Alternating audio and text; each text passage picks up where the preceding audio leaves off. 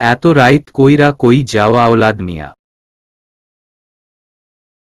গ্রামের সবচেয়ে বৃদ্ধ হাকিম কাকা, অথচ তার দৃষ্টিশক্তি এখনো জোয়ানদের মতোই স্পষ্ট।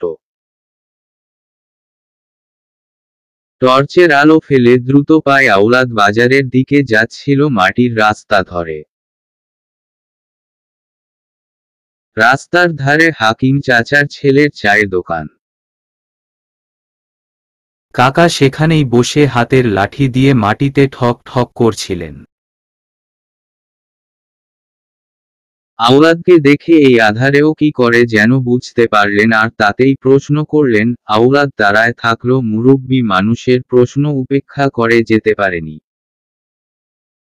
সে থেমে গিয়ে জবাব দিল, বাজারে যাই কাকা, ডাক্তার ডাকতে। বড় পোলাডার জ্বর উঠছে খুব। ও, বৌরে কইলা না মাথা ধোয়াইতে? না, অহন তো আবার শীত, পানি পট্টি দিতে কইও। হাকিম কাকা কথাটা শেষ করতেই আওলাদ আশপাশ থেকে হইচই শুনল। দোকানে আরো অনেকেই ছিল, তারাও সবাই তোরাক করে উঠে দাঁড়ালো। আওলাদ চিন্তিত হয়ে বলল, হইচই তো বাড়তাছে মনে হয়। চল তো কাশেম দেইখা আসি। কাশেম দোকানেই ছিল, আওলাদের এলাকার এক বন্ধু। কাশেমও বলল, চল দেহি। আওলাদ আর কাশেম এগিয়ে যেতেই দেখল বাজারের রাস্তা থেকে গ্রামে ঢোকার রাস্তার বাদিকে যেখানে বড় পুকুর, সেখানে কিছু একটা ডুবছে। টর্চ ফেলে তাকাতে তাকাতেই একটা গাড়ি ডুবল পানিতে। সবাই হই হই করল, কিন্তু তৎক্ষণাৎ কেউ পানিতে নামল না। আওলাদ কয়েক সেকেন্ড সেদিকে তাকিয়ে থেকে হাতের টর্চ কাশেমকে দিয়ে গায়ের চাদর আর শার্টটাও খুলে ফেলল। কাশেম তাকে কিছু বলে আটকাবে তার আগেই সে পানিতে ঝাঁপিয়ে পড়ল। এতে হইচই আরো বেড়ে গেল। আওলাদকে ঝাঁপাতে দেখেই যেন অন্যদেরও সাহস এলো। সাথে আরো ৩-৪ জন এলাকার তরুণ ছেলেও ঝাঁপ দিল। কনকনে ঠান্ডা পানির তলায় দরজা লোকট, গাড়ির ভেতরে কেউ আছে কিনা তা খোঁজ করা মুশকিল হলেও অসম্ভব নয়।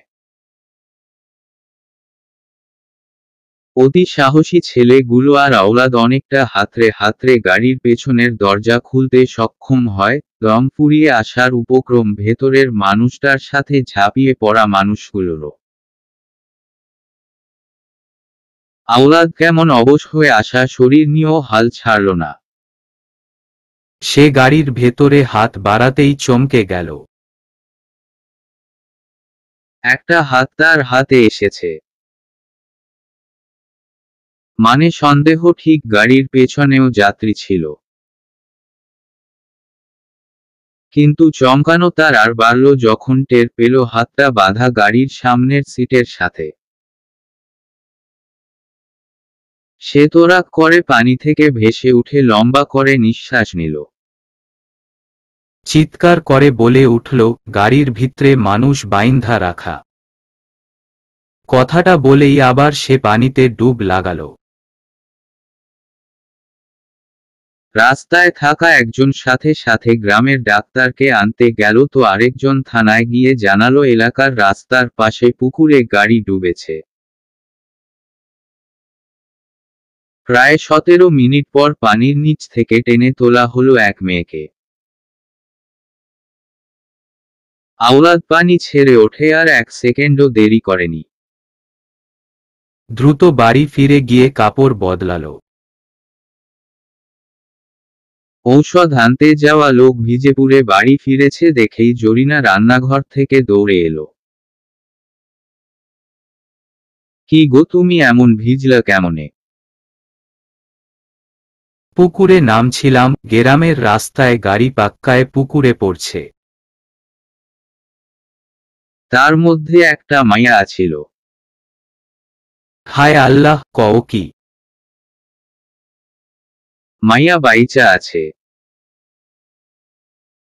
আর তুমি নামলা ক্যা পানিতে? শরীরডা খারাপ হইলে আমি দুই বাপ পুতো লইয়া কই যামু? গলা ছেড়ে হায় হায় করে উঠল জরিনা।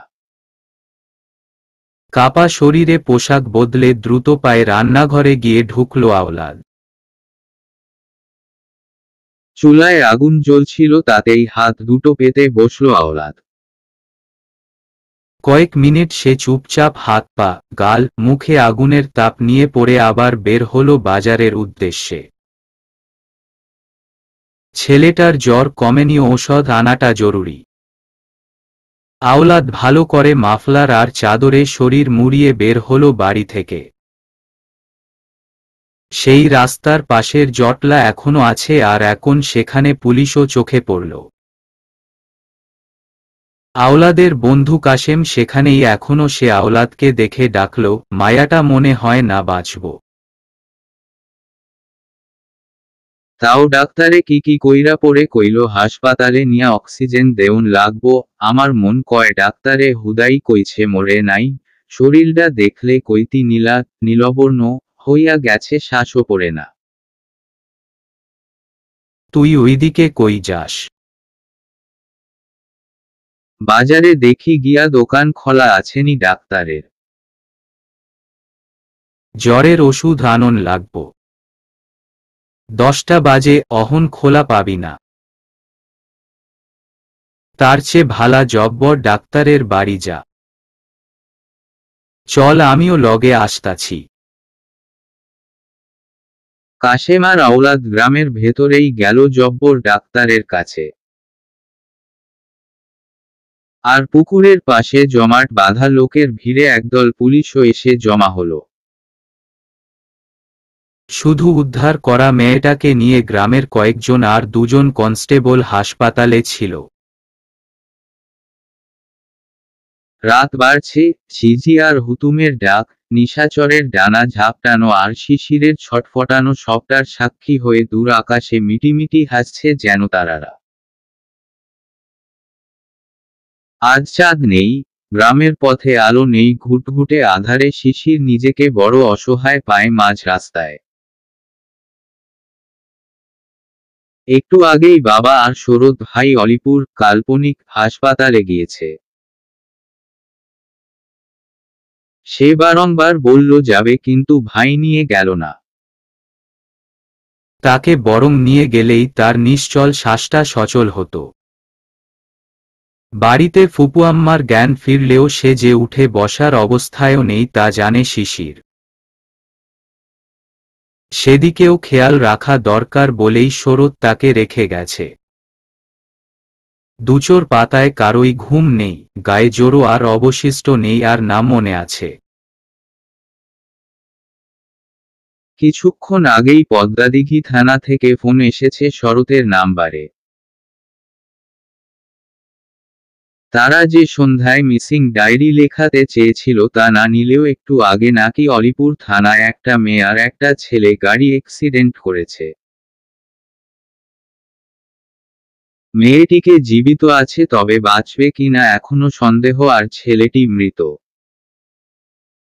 মৃত ছেলেটিকে সেখানকার কিছু তরুণ ছেলে চেনে বলে জানা গেছে, সে পদ্মাদিঘির ছেলে। এটা জেনেই সেখানকার পুলিশ এই থানায় ফোন করে জানিয়েছে, আর তাতেই পুলিশের ধারণা মেয়েটি তবে তারা যাকে খুঁজছে সেই। আর তাই শরৎকে খবর দিতেই এখানকার পুলিশের সাথে শরৎ আর আহসানুল্লাহ গিয়েছে। শিশিরের শুধু চিন্তা ছেলেটার নাম কি শাওন। তাহলে মেয়েটি তার চঞ্চল পাখি হবে। হাত পা অসাড় হয়ে এলো শিশিরের। কথায় আছে বিপদের রাত সহজে ফুরায় না। নকশিয়ার বাড়ির প্রত্যেকেরই যেন তেমনটা মনে হচ্ছে। শর্তরা হাসপাতালে গিয়ে পৌঁছেছে 1 ঘন্টা পর। নকশির কান্নাকাটিতে শিশিরকে অনেকবার ফোন করতে হলো শরৎকে জানতে তারা পেয়েছে কিনা আলতাকে। তারা যখন হাসপাতালে পৌঁছল তখন রাত 1টা। আলিপুর হাসপাতালে আধুনিক যন্ত্রপাতি খুব একটা না থাকলেও আলতার সৌভাগ্যেই হয়তো আজ বিলেত ফেরত এক বড় ডাক্তার ছিল তখন। ডাক্তারটি ঢাকায় ফেরার প্রস্তুতি নিয়েছিলেন, কিন্তু হঠাৎ এমন এক রোগী আশায় নিজে থেকে চিকিৎসা করতে চাইলেন। অলৌকিকভাবেই কিনাকে জানে আলতার নিঃশ্বাস ঠিক হলো। 10 থেকে 12 মিনিট পানির নিচে থাকা নিথর দেহটি হঠাৎ করেই যেন প্রাণ ফিরে পেল। বেঁচে আছে মেয়েটি, তবে ডাক্তার জানালো শঙ্কা কাটেনি। অন্তত কয়েক ঘন্টা পর্যন্ত কিছুই বলা যাচ্ছে না। আর বেঁচে থাকলেও নিউমোনিয়ার সমস্যা দেখা দেওয়ার সম্ভাবনা খুব আছে। ডাক্তারের কথা শুনে শরৎ, আহসানুল্লাহ নিজেরাই যেন দেহে প্রাণ ফিরে পেল। পুলিশের সাথে আরও অনেক কথার মাঝে জানা গেল মৃত ছেলেটির লাশ শনাক্তকারীরা অলিপুর গ্রামের, এবং তারাই জানালো ছেলেটি এই মেয়েটিকে খুব উত্ত্যক্ত করত। গ্রাম ভিন্ন হলেও সঙ্গের সঙ্গী বলে তারা আরো অনেক কিছুই জানে, তাই সেই ছেলেদেরকেও পুলিশ থানায় নিয়ে গেছে আর মেয়েটিকে পানি থেকে উদ্ধার করেছে যারা, তারাই জানিয়েছে মেয়েটির হাত পা বাঁধা অবস্থায় ছিল গাড়িতে। শরৎ লক্ষ্য করেছিল অচেতন আলতার দুহাতের কবজিতে আর পায়ের গোড়ালিতে রক্তাভ চিহ্ন।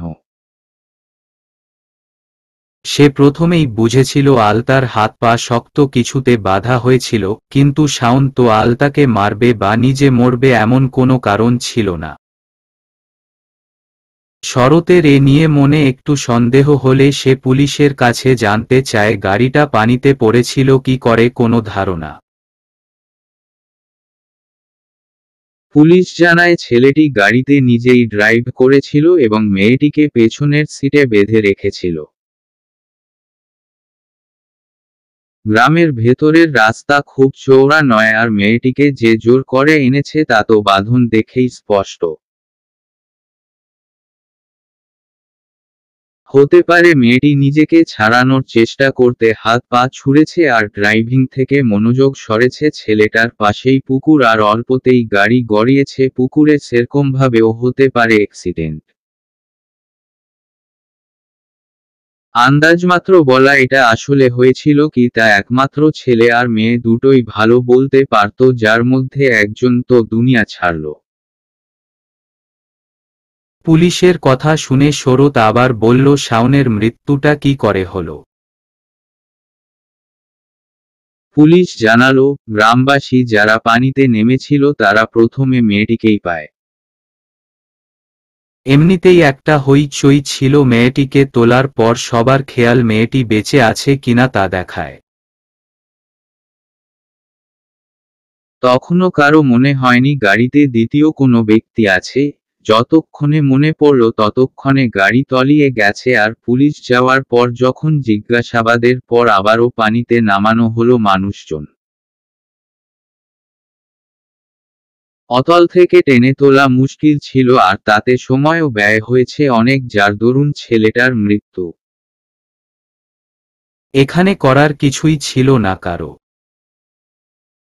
সমস্ত আলোচনার পর পুলিশ চলে গেলে শরৎ বাড়িতে ফোন করে জানায় আলতা হাসপাতালে আছে এবং শিশির যেন সকালেই ফুপুয়ামাকে নিয়ে পৌঁছায়। শিশির বলতে চাইল সে এখনই আসবে, কিন্তু বলা হলো না। চুপচাপ ঘরের দরজায় পা মেলে বসে রইল সে। নকশিকে বলল আলতা ভালো আছে আব্বা, আর ভাই সকালে নিয়ে আসবে আলতাকে। নকশি যাওয়ার জন্য উতলা হচ্ছে দেখে শিশির আরো একটা মিথ্যে বলল, আমরা এখন গেলে আলতা ভয় পাবে। সে এমনিতেই খুব ভয় পেয়েছে, আরো ভয় পেলে ক্ষতি হবে তার। মেয়ের একটুও ক্ষতি হোক এমনটা তো কোনো মাই চাইবে না। নকশিও চুপচাপ বসে রইল ভোরের অপেক্ষায়। এদিকে সদ্য বিয়ে হওয়া শিউলিরও একই অবস্থা। আজ তো তার জীবনের সবচেয়ে আকাঙ্ক্ষিত সুন্দর একটি রাত হওয়ার ছিল। কিন্তু তার আর তার বর জামিলের তেমনটি হলো না। বাড়িতে কখনো আদর করে দুটো কথা না বললেও আলতার খোঁজে যখন তার শ্বশুরবাড়িতে ফোন করা হলো চিন্তায়, তখন শিউলিও অস্থির হলো। চোখ দুটো তারও ভীষণ জ্বালা করল আলতাকে হারানোর ভয়। বাড়ির অন্যরাও শুনে তাকে সান্ত্বনা দিল, কিন্তু তাতে কি আর মনের ভয় কাটে? সেও জানে গ্রামে এক শাওন আছেই যার কুঞ্জর সর্বদা আলতার ওপর থাকে, কিন্তু ইদানিং সে শাওনকে দেখেনি আলতার পিছু নিতে। কিন্তু আজকের ঘটনাতে প্রথমেই মাথায় আসে শাওন কিছু করেছে। জামিল অতি ধৈর্যশীল মানুষ, তাই সে খুব ঠান্ডায় মাথায় শিউলিকে সান্ত্বনা দিতে লাগল। ভোরের আলো ফুটতেই সে শিউলিকে নিয়ে বাড়ি যাবে। শিউলির অস্থিরতায় জামিলের কষ্ট হলো, তাই সে নিজেই রাত ৩টার পর শরৎকে ফোন দিল। মাত্রই চোখের পাতা বুজে শরৎ তুলে বসে দেয়ালে হেলান দিয়েছিল। ফোন ভাইব্রেট হতেই সে আহসানুল্লাহর পাশ থেকে সরে গেল। কাকা একটু আগেই চোখ বুজেছেন একটা চেয়ারে বসে। খুব সাবধানে সে একটু দূরে গিয়ে ফোন ধরতেই জামিল সালাম দিয়ে জানতে চাইল আলতাকে পাওয়া গেছে কিনা। খুব সংক্ষেপে শরৎ ঘটনাটা বলল এবং কাল কথা হবে বলে ফোন কাটল। এতে স্বস্তি পেয়ে জামিলও শিউলিকে সবটা জানিয়ে একটু ঘুমানোর জন্য জোর করল। মাঝরাতে আলতাকে পাওয়া গেছে শুনেই বাড়িতে থাকা ৩টি নারী তাহাজ্জুদ পড়ে আল্লাহর শুকরিয়া আদায় করল। তারপর শিফা একটু চোখ বুজেছে, জয়তুনও ঝিমিয়ে পড়ে আছে নকশির পাশে। শুধু নকশির দু চোখের পাতা যেন বুঝতে ভুলে গেছে। শিশিরও ঠায় কনকনে ঠান্ডা রাত দরজায় বসে কাটিয়ে দিল। ভোরের আলো কুয়াশা ভেদ করে তখনও এ ধরনীর বুকে জ্বলে উঠেনি। ফজরের আজান শেষ হতেই নামাজ পড়ে নকশি তারা দিল শিশিরকে। শিশিরও তৈরি ছিল যাওয়ার জন্য, শিফা বলল সেও সাথে যাবে। আলতার কি অবস্থা তাকে জানে, সেখানে আবার নকশিকেই না সামলানো লাগে। শিশির নিল না, সে সামলে নিবে বলল। শিউলি আর জামাইকেও আজ আনতে যেতে হবে, তাই বাড়ির কাজকর্মই গোছাক তারা। কিন্তু এই বিপদে কাজ কি আর হাতে আসে? সবারই তো মন পড়ে আছে আলতার কাছে। কেমন আছে মেয়েটা, চোখে না দেখলে শান্তি লাগবে না। এত ভোরে গাড়ি পাওয়া মুশকিল, তবুও এলাকার একটা লোক অটো চালায়, তাকেই ডেকে তুলল শিশির তার বাড়ি গিয়ে। অটোতে করে তারা রওনা হতেই বাজার ছেড়ে অটোওয়ালা শিশিরকে জিজ্ঞেস করল, ভাতিজা কই যাইবা? তাই তো কইলা না। কাকা অলিপুর হাসপাতাল যাব। অলিপুর নামটা শুনতাই বুকটা ছাদ করে উঠল নকশির। অলিপুরে কেন যাব শিশির? নকশির হঠাৎ প্রশ্নে চমকে তাকায় শিশির। ফুপুয়ামা খুব সচরাচর নাম ধরে সম্বোধন করে না। তাকে সবসময় আব্বা বলেই ডাকে, মাঝে মধ্যে শিশির বলে, কিন্তু আজকের প্রশ্নটা কেমন ভয়ার্থ শোনালো ফুপু আম্মার গলায়। তার মনে হলো ফুপু আম্মা আলতাকে নিয়ে খুব বেশি শঙ্কিত আছে, তাই সে আলতো করে ফুপুর হাতটা ধরে বলল, ভয় পাচ্ছেন কেন ফুপু আম্মা? আলতার কিছু হবে না। ভাই তো বলল আমরা গেলেই আলতাকে নিয়ে বাড়ি ফিরব। শিশিরের কথাটা ঠিকঠাক কানে পৌঁছল না বোধ হয় নকশির। সে অটোর বাইরে ঘোলাটে কুয়াশায় অপলক তাকিয়ে ভাবছে আজ থেকে প্রায় 16 বছর আগে ছেড়ে যাওয়া গ্রামের পথ দিয়েই তাকে যেতে হবে। সেখানকারই হাসপাতালে ভর্তি তার মেয়ে। এ যে প্রকৃতির বড় নির্মম লীলা খেলা,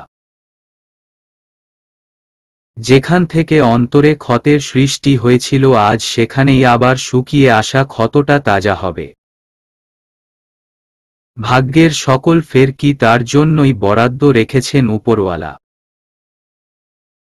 চলন্ত অটোর ভেতরে শীতের হিমেল হাওয়া ডানা ঝাপটে এসে গাল মুখ সব অবশ করে দিচ্ছে। ফর্সা মুখটা তার রক্তশূন্য লাগছে।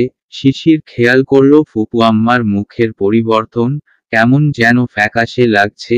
সে নকশির গায়ে জড়ানো চাদরটাই টেনে মাথা ঢেকে দিতে চেষ্টা করলে বাদ সাধল নকশি। থাক না আব্বা, আমার শীত লাগছে না। এ কথায় শিশির জোর করল না। সেও সময় গুনতে লাগলো আর কতক্ষণ লাগবে গন্তব্যে পৌঁছুতে। অলিপুর গ্রামের রাস্তায় অটো উঠতেই আবার চোখ ভিজে এলো নকশির। সেই পথঘাট, সেই ক্ষেত খামার। এ পথেই পাকা রাস্তায় ওঠার আগেই এক বাড়ি, সে বাড়ির পেছনের বাড়িটা আওলাদদের, আলতার জন্মদাতার বাড়ি এখানটায়। নকশির কয়েক মাসের সংসারটা ছিল সেখানে। হঠাৎ করেই জানতে ইচ্ছে হলো কেমন আছে সেই মানুষটা যাকে সে ভালো না বেসেও ভরসা করত, যার সংসারে থাকার জন্য সে তার কিশোরী বয়সের সাজানো স্বপ্নগুলো বুনেছিল। নিশ্চয়ই ভালো আছে সে, তার পরিবার আর তার সেই কাল নাগিনী মা। ছেলের দ্বিতীয় বিয়ে করিয়ে নিশ্চয়ই খুব খুশিতে থাকছে। নাতি নাতনিও নিশ্চয়ই পেয়েছে। ভাবনঘর বিস্তৃত ভাবনায় ডুবে খেয়াল করেনি নকশি তারা হাসপাতালে পৌঁছে গেছে। অটোওয়ালার ভাড়া মিটিয়ে সে নকশিকে ডাকল, ফুপুয়ামা, চলে এসেছি। শিশিরের ডাকে ঘোর কাটে নকশির। সে অটো থেকে নেমে হাসপাতালের দিকে পা বাড়ায়। শিশিরও ফোন করে ভাইকে, জিজ্ঞেস করে তারা কোথায়। সরকারি হাসপাতালটা দোতলা আর আলতাকে রাখা হয়েছে দোতলাতেই। হাসপাতালে কেবিন বলতে হাতে গুনে 5টা। আলতার অবস্থা বেগতিক দেখে ডক্টররা তাকে কেবিনটাতেই রেখেছে। নকশি যখন কেবিনটাতে ঢুকল তখন তার পা অসাড় হয়ে ভেঙে এলো। একদম সোজা হয়ে দাঁড়ানোর মতো কোনো শক্তি অবশিষ্ট নেই। সে ঢলে পড়ল আর পাশেই শিশির থাকায় সে কোনোমতে ধরে রইল নকশিকে। নকশির অবস্থা দেখে শরত এগিয়ে এসে ধরল। পাশেই একটা চেয়ার ছিল, তাতে বসিয়ে মাথা ধরে রাখল। আহসানুল্লাহ স্তব্ধ হয়ে আছেন। এত বছরের জ্ঞান বুদ্ধি সব যেন এক রাতেই লোপ পেয়েছে তার। সে নিষ্পলক চেয়ে দেখছে সবটা। শিশিরকে বলতে হয়নি, সে নিজেই দৌড়ে গেল ডাক্তার ডাকতে। এত সকালে কোনো ডাক্তার সরকারি হাসপাতালে থাকাটা এই গ্রামে অসম্ভব প্রায়। তবে নার্স একজন এগিয়ে এসেছে। দাঁতে দাঁত লেগেছে নকশির, বুঝতে পেরে সে তার জানা কায়দায় জ্ঞান ফেরাল।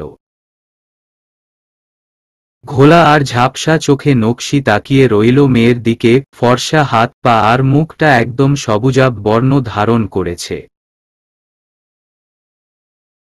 হঠাৎ দেখলে মনে হবে হয়তো মেয়েটা মৃত।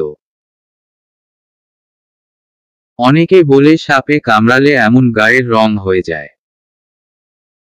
নকশির দম ফুরিয়ে আসছে মেয়েকে দেখে। কোনো কিছু জিজ্ঞেস করার মতো সে খুঁজেই পেল না। অনেকটা সময় পার হলো তার নিজেকে ধাতস্থ করতে। জীবনের প্রায় অর্ধেকটা সময় সে একা, নরক যন্ত্রণা সয়ে জীবনটাকে এ পর্যন্ত এনেছে। কখনো ভেঙে পড়েছে, আবার কখনো সামলে গিয়েছে। শ্বশুর বাড়িতে পাওয়া চরিত্র নিয়ে যে কুৎসা তাকে ঘরছাড়া, স্বামীহারা করেছিল তাতেও সে নিজেকে সামলে গড়ে নিয়েছিল একরকম। গর্ভে আসা সন্তানটাকে তার পিতৃপরিচয়হীন বড় করতে হবে জেনেও নিজেকে সামলে নিয়েছে নিয়তি ভেবে। অথচ আজ এই মেয়েটাকে এমন মৃতের মতো দেখার পর আর তার নিজেকে সামলানোর শক্তি পাচ্ছে না। ঠিক 15টা বছরেরও বেশি সময় সে আহসানুল্লাহ ভাইয়ের ছায়ায় ঠাঁই নিয়েছে। সেজন্য যতই কৃতজ্ঞতা প্রকাশ করুক কম হবে। আজও তার সবচেয়ে বেশি ভরসার জায়গা ওই মানুষ আর তার পরিবার। কিন্তু তবুও আজ আর সামলানোর শক্তি আর খুঁজে পাচ্ছে না। মন বলছে যে করেই হোক মরণ চাই তার। কুয়াশা কাটতেই সূর্যকিরণের দেখা মিলল বাড়ির আঙিনায়। শিউলির শ্বশুর বাড়িতে ধুমধামে বৌভাতের আয়োজন চলছে। জামিলও ভোরবেলা থেকে বাবুর্চিদের কাজে তদারকি করছে তার বড় ভাইয়ের সাথে। কনেপক্ষের আত্মীয়রা হয়তো আসবে না তেমন কেউ আলতার দুর্ঘটনার পর, কিন্তু জামিলদের আত্মীয়স্বজন তো আর বাদ যাবে না। তাই আয়োজন ঠিকই হচ্ছে। আলতার খবর পাওয়ার পর ভোরের আগেই শিউলি ঘুমিয়েছে, তাই জামিল আর ডাকেনি। শিউলি জেগে গেলেই তাকে নিয়ে শ্বশুরবাড়ি রওনা হবে ভেবেছিল, কিন্তু সকালে আবার শরৎকে ফোন করলে সে জানালো আলতার অবস্থা ভালো না। জ্ঞান ফিরলেও তার অবস্থা এখনো আশঙ্কাজনক। হয়তো প্রয়োজনে ঢাকায় পাঠানোর ব্যবস্থাও করতে হতে পারে। সব শুনে জামিল ঠিক করেছে সে শিউলিকে নিয়ে হাসপাতালেই যাবে আলতাকে দেখতে। পদ্মদিঘি গ্রামে সকাল হতেই এক গুমোট হাওয়া বইল। এ হাওয়া প্রকৃতির নয়, মানুষের চাপা গুঞ্জনের।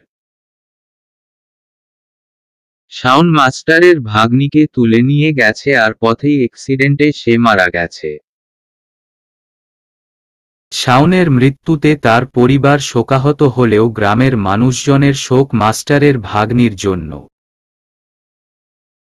তারা মাস্টারকে খুব সম্মান করে, নকশিকে খুব ভালোবাসে আর তাদের বাড়ির মেয়ে হিসেবেই আলতার জন্য সবাই আফসোস করছে। তবে সকল ভালোর মাঝে একদল নিন্দুক থাকবে না, তা কি করে হয়। গ্রামেও আছে কয়েকজন যারা শাওনের বাবার টাকা খেয়ে তার আগে পিছে ঘোরাঘুরি করত। ইলেকশন ছিল বলে 5-8টা কুকুরের মতোই দিনরাত তার পাশে থেকে পকেট গরম করেছিল। সেই মানুষগুলো আবার বলে বসেছে আলতার একটা গোপন সম্পর্ক ছিল শাওনের সাথে।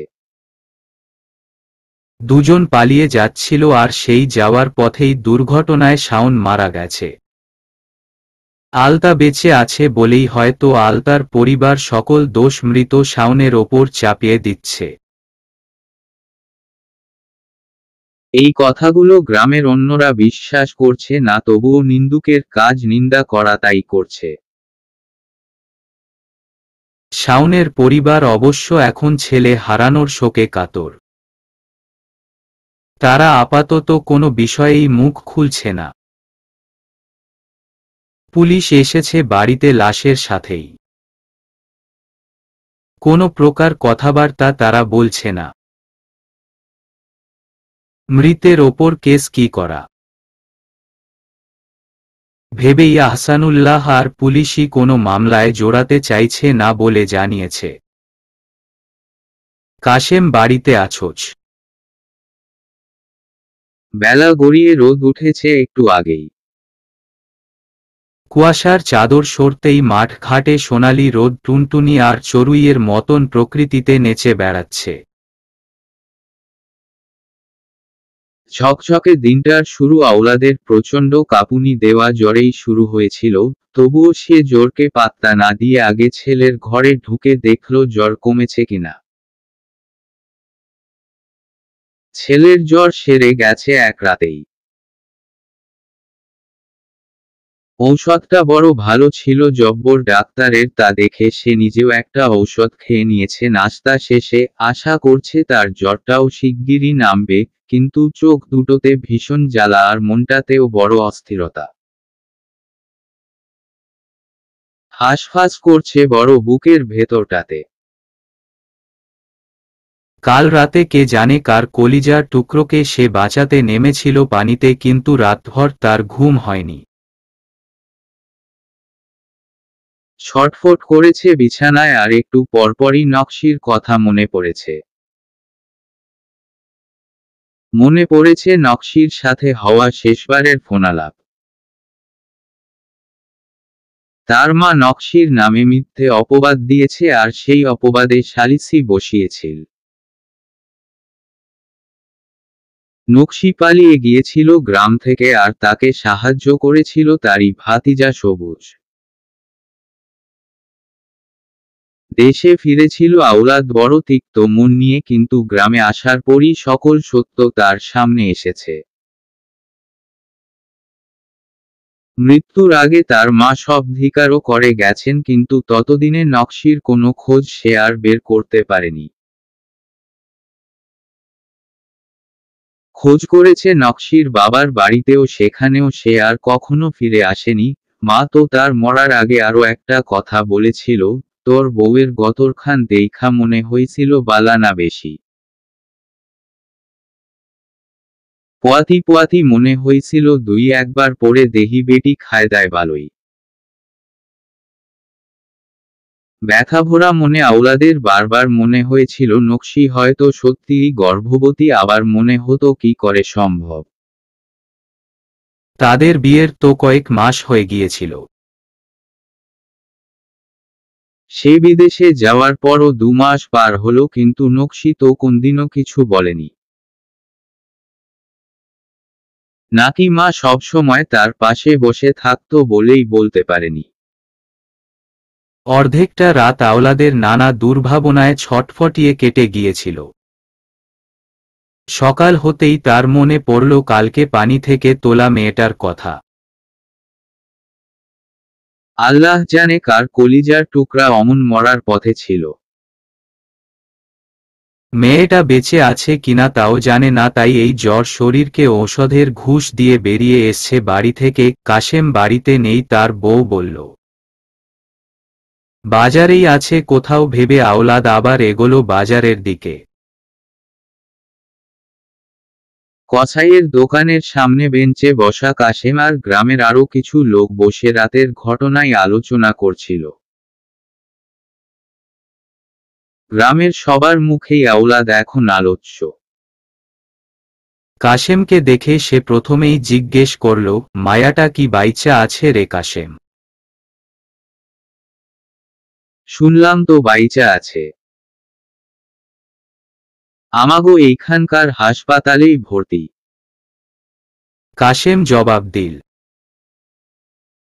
অন্যরাও সাথে বলল, মায়ার বাড়ি পদ্মদিঘি, সেখানকার মাস্টারের ভাগ্নি। মাস্টার বাড়ির মাস্টারকে মোটামুটি আশেপাশের এলাকার অনেকেই চেনে। আওলাদ নিজেও পরিচিত আহসানুল্লাহ মাস্টারের সাথে। আওলাদের বড় ভাই আওয়াল আর আহসানুল্লাহ কোনোভাবে পূর্ব পরিচিত, সেই সুবাদেই আহসানুল্লাহ এই গ্রামে অনেকবার এসেছিল। আওলাদ চেনে তাকে, তার পরিবারের কথাও জানে একটু আধটু, কিন্তু বোন আছে এমন শোনেনি কখনো। মাস্টার বাড়িতে 2 ভাই ছিল, মাস্টাররা তাও জানে। কিন্তু তার জানার বিষয় না মাস্টারের বোন আছে কি নেই। তার শুধু মনে হলো যাকে কাল মরণপথ থেকে তুলে আনার চেষ্টা করেছে তাকে একবার দেখে এলে মন শান্ত হবে। বিধাতারই কোনো ইচ্ছে হবে হয়তো এটা, নইলে কেন তার অন্তর এত বছর পর অতীতের মানুষটাকে ভেবে অস্থির হচ্ছে। কিসের সাথে কিসের যোগসাজশ তার জানা নেই, তবুও বন্ধুকে বলল, চল একবার মায়াটারে দেইখা আসি। কাশেমও বোধহয় একবার যাবে বলে ভেবে রেখেছিল, তাই আওলাদের একবার বলাতেই সে উঠে দাঁড়াল। বাজার থেকে হাসপাতালের দূরত্ব খুব বেশি নয়, তাই হেঁটেই দুজন রওনা হলো। মিনিট 5 পর হাসপাতালে এসে নিচতলায় এক নার্সকে জিজ্ঞেস করতেই বলল, কাল রাতের পানিতে পড়া রোগী দোতলায় আছে। আওলাদ হঠাৎ বলল, তুই জাগিয়া খোঁজ উপরে কোনো ঘরটাতে আছে, আমি এক প্যাকেট রুটি আর কলা নিয়ে আসি। কাশেম সম্মতি জানিয়ে উপরে গেল। আওলাদ আবার বের হয়ে গেল রুটি কলা কিনতে। দোতলায় উঠতেই একজনকে দেখে জিজ্ঞেস করতেই লোকটা দেখিয়ে দিল একদম শেষের রুমে আছে সেই রোগী। কয়েক কদম এগিয়ে সে দরজায় এসে দাঁড়াতেই কাশেম থমকে গেল। তার চোখ আটকে রইল বেডের পাশে চেয়ারে মাথা এলে বসা নকশির মুখের দিকে। কতগুলো বছর আগে দেখা সেই মুখ চিনতে একটুও কষ্ট হচ্ছে না। আগের মতোই পাতলা ছিপছিপে দেহের মেয়েটি, শুধু চেহারায় ভারী একটা ছাপ। কাশেম যেন বাকরুদ্ধ হয়ে গেল। কি করে সম্ভব? আওলাদের বউ নকশি না তুমি? কণ্ঠস্বরটা কানে আসতেই কেবিনে উপস্থিত থাকা শিশির, নকশি আর শরৎ তিনজনেই চমকে তাকালো। শরৎ আর শিশির কিছু বুঝতে না পারলেও নকশির চোখ মুখ ফ্যাকাশে হয়ে গেল। সে মনে মনে চাইছিল ওই মানুষটা তো দূর, মানুষটার পরিচয়টাও যেন তার খোঁজ না পায়। আর তারই বন্ধুই কিনা দেখে ফেলল। নকশি তবুও চাইল এ পর্যন্তই থাক, আর কেউ না জানুক। নিস্তেজ গলাটাতে জোর করেই স্বর টেনে বলল, কাশেম ভাই, কাউরে বইলেন ন। কাশেমের পেছনে দাঁড়ানো মানুষটির মুখ দেখতেই কথা অসম্পূর্ণ থেকে গেল নকশির। রোগীর অবস্থা আগের চেয়েও খারাপ হওয়ায় ডাক্তাররা তাকে ঢাকায় নিয়ে যেতে বলল। ছোটখাটো হাসপাতাল, এখানে অ্যাম্বুলেন্সের ব্যবস্থা নেই। উপজেলা হাসপাতাল থেকে জরুরি ভিত্তিতে অ্যাম্বুলেন্সের ব্যবস্থা করিয়ে দুপুরের আগেই ঢাকায় রওনা দিতে হবে আলতাকে নিয়ে। শিউলি আর জামিল এসে সকালে আলতাকে দেখে চলে গেছে। ঢাকায় সবাইকে নিয়ে যাওয়া সম্ভব নয়, কিন্তু এই মুহূর্তে ছুটোছুটির একটা ব্যাপার আছে বলেই শরৎ আর শিশির আহসানুল্লাহকে বাড়িতেই থাকতে বলল। অ্যাম্বুলেন্সের ব্যবস্থা করার সময়ই শরৎ একবার বাড়ি গেল। টাকা পয়সা কিছু নিজেও নিল, সাথে আহসানুল্লাহও কিছু জোগাড় করে দিল। মাত্রই বাড়িতে বিয়ে গেল, এতে সবারই পকেট ফাঁকা। ধার করেই সে শরতের হাতে দিল। শিফাও দ্রুত হাতে কয়েকটা কাপড় একটা ব্যাগে ভরে দিল নকশি আর আলতার। জয়তুন একটু বেশিই ভেঙে পড়েছে। সে কখনো মুখে প্রকাশ করেনি আলতাকে সে কতটা স্নেহ করে, কিন্তু আলতার এমন পরিণতি তাকে খুব দুঃখ দিল। শিউলি আর নতুন জামাই আসবে, এতেও হেলাফেলা করা যায় না ভেবেই শরৎ মাকে জিজ্ঞেস করল প্রয়োজনীয় কিছু আনা বাকি থাকলে কাকাকে দিয়ে যেন আনিয়ে নেয়। সে আর শিশির দুজনেই ঢাকায় যাচ্ছে আলতার সাথে। জয়তুনের সমস্যা নেই, ছেলে সহযোগিতা করুক যেভাবে পারে। নকশি বিধবা না হলেও তার মতোই বিধবা জীবনই পার করছে। সে বোঝে স্বামীহারা নারীর দুঃখ। দুঃসময়ে কি করে যে নিজেকে সামলাতে হয় তার চেয়ে ভালো আর কে জানে। এই ভেবেই সে নকশিকে স্নেহ করে এসেছে এত বছর। সাধ্যমতো সাহায্যও করে গেছে, তাই শরৎকেও কখনো বাধা দেয়নি নকশির সাহায্য করতে, কিন্তু শরতের মামি হঠাৎ বাদ সাধল। সে জয়তুনকে একটু বাজে ইঙ্গিতই দিতে চাইল বোধহয়। আপা দরকার কি অত যার তার লগে পোলারে পাঠানের। জয়তুন বুঝল না তার ভাইয়ের বউয়ের কথা। রান্নাঘরে বসে তরকারি কাটছিল জয়তুন রাতের জন্য। বাড়িতে যত বিপদই থাক নতুন জামাইয়ের জন্য রান্না তো ঠিকঠাক করতেই হবে, আর দুদিন ধরে মাংস পোলাও তো চলছেই, তাই সে ভাবছিল রাতে ভাত আর সবজিও রাখবে দুপদের। পাশে বসেই তার ভাইয়ের বউ চালের কণা বাছতে বাছতে কথাটা বলেছে। জয়তুন সাদাসিধা চিন্তাধারা পোষণ করে। সে সরাসরি বলল, যার তার লগে হইব ক্যাগু নকশি আর আলতা তো পর না। আপনো না আপা। দুলাভাইয়ের কেমন বইন জানি। আশ্রয় দিছেন তাই অনেক বেশি। ওই মাইয়া তো বয়স বেশি না, আবার তারও একটা মাইয়া আছে। জামাই ছাড়া মাইয়া লোকের চরিত্র ভালা থাকে না। আর আম্বু শরৎ তো মাশাআল্লাহ বড় হইয়া গেছে। জামাই ছাড়া কইতে কি বুঝাইলা ময়না। আমিও বিধবা হইছি, জামাই ছাড়া এত জীবন কাটাইলাম। ময়না বরাবরই বেফাস কথা বলে, আর এ কারণে সে মারও খায় তার স্বামীর হাতে। আজ ভাগ্য ভালো সামনে জয়তুনের ভাই নেই, কিন্তু জয়তুনের রক্তচক্ষু দেখেই ভয় পেয়ে চুপ হয়ে গেল ময়না। শরৎ চলে গেছে হাসপাতালের উদ্দেশ্যে। এই অবস্থায় আর বাধা দিও না নকশি বইন, আওলাদ তো নিজেও অনেক কষ্ট পাইছে তোমারে হারাইয়া। আর এত বছর পর সন্তানের কথা জানার পর তার কেমন কষ্ট হইতাছে তুমি বুঝবা না। কাশেম খুব করে বোঝাতে চাইছে নকশিকে যেন আওলাদকে সাথে নিয়ে যায়। সকালে যখন কাশেমের পেছনে আওলাদকে দেখল নকশি তখনই আঁতকে উঠেছিল। কেন আঁতকে উঠেছে তা সে নিজেও জানে না, কিন্তু আওলাদের মুখটা দেখার মতো হয়েছিল। নিজের পছন্দ করা মেয়ে ছিল নকশি তার জীবনে। পারিবারিকভাবে বিয়ে হলেও সে নকশিকে প্রথম দেখাতেই ভালোবেসেছিল।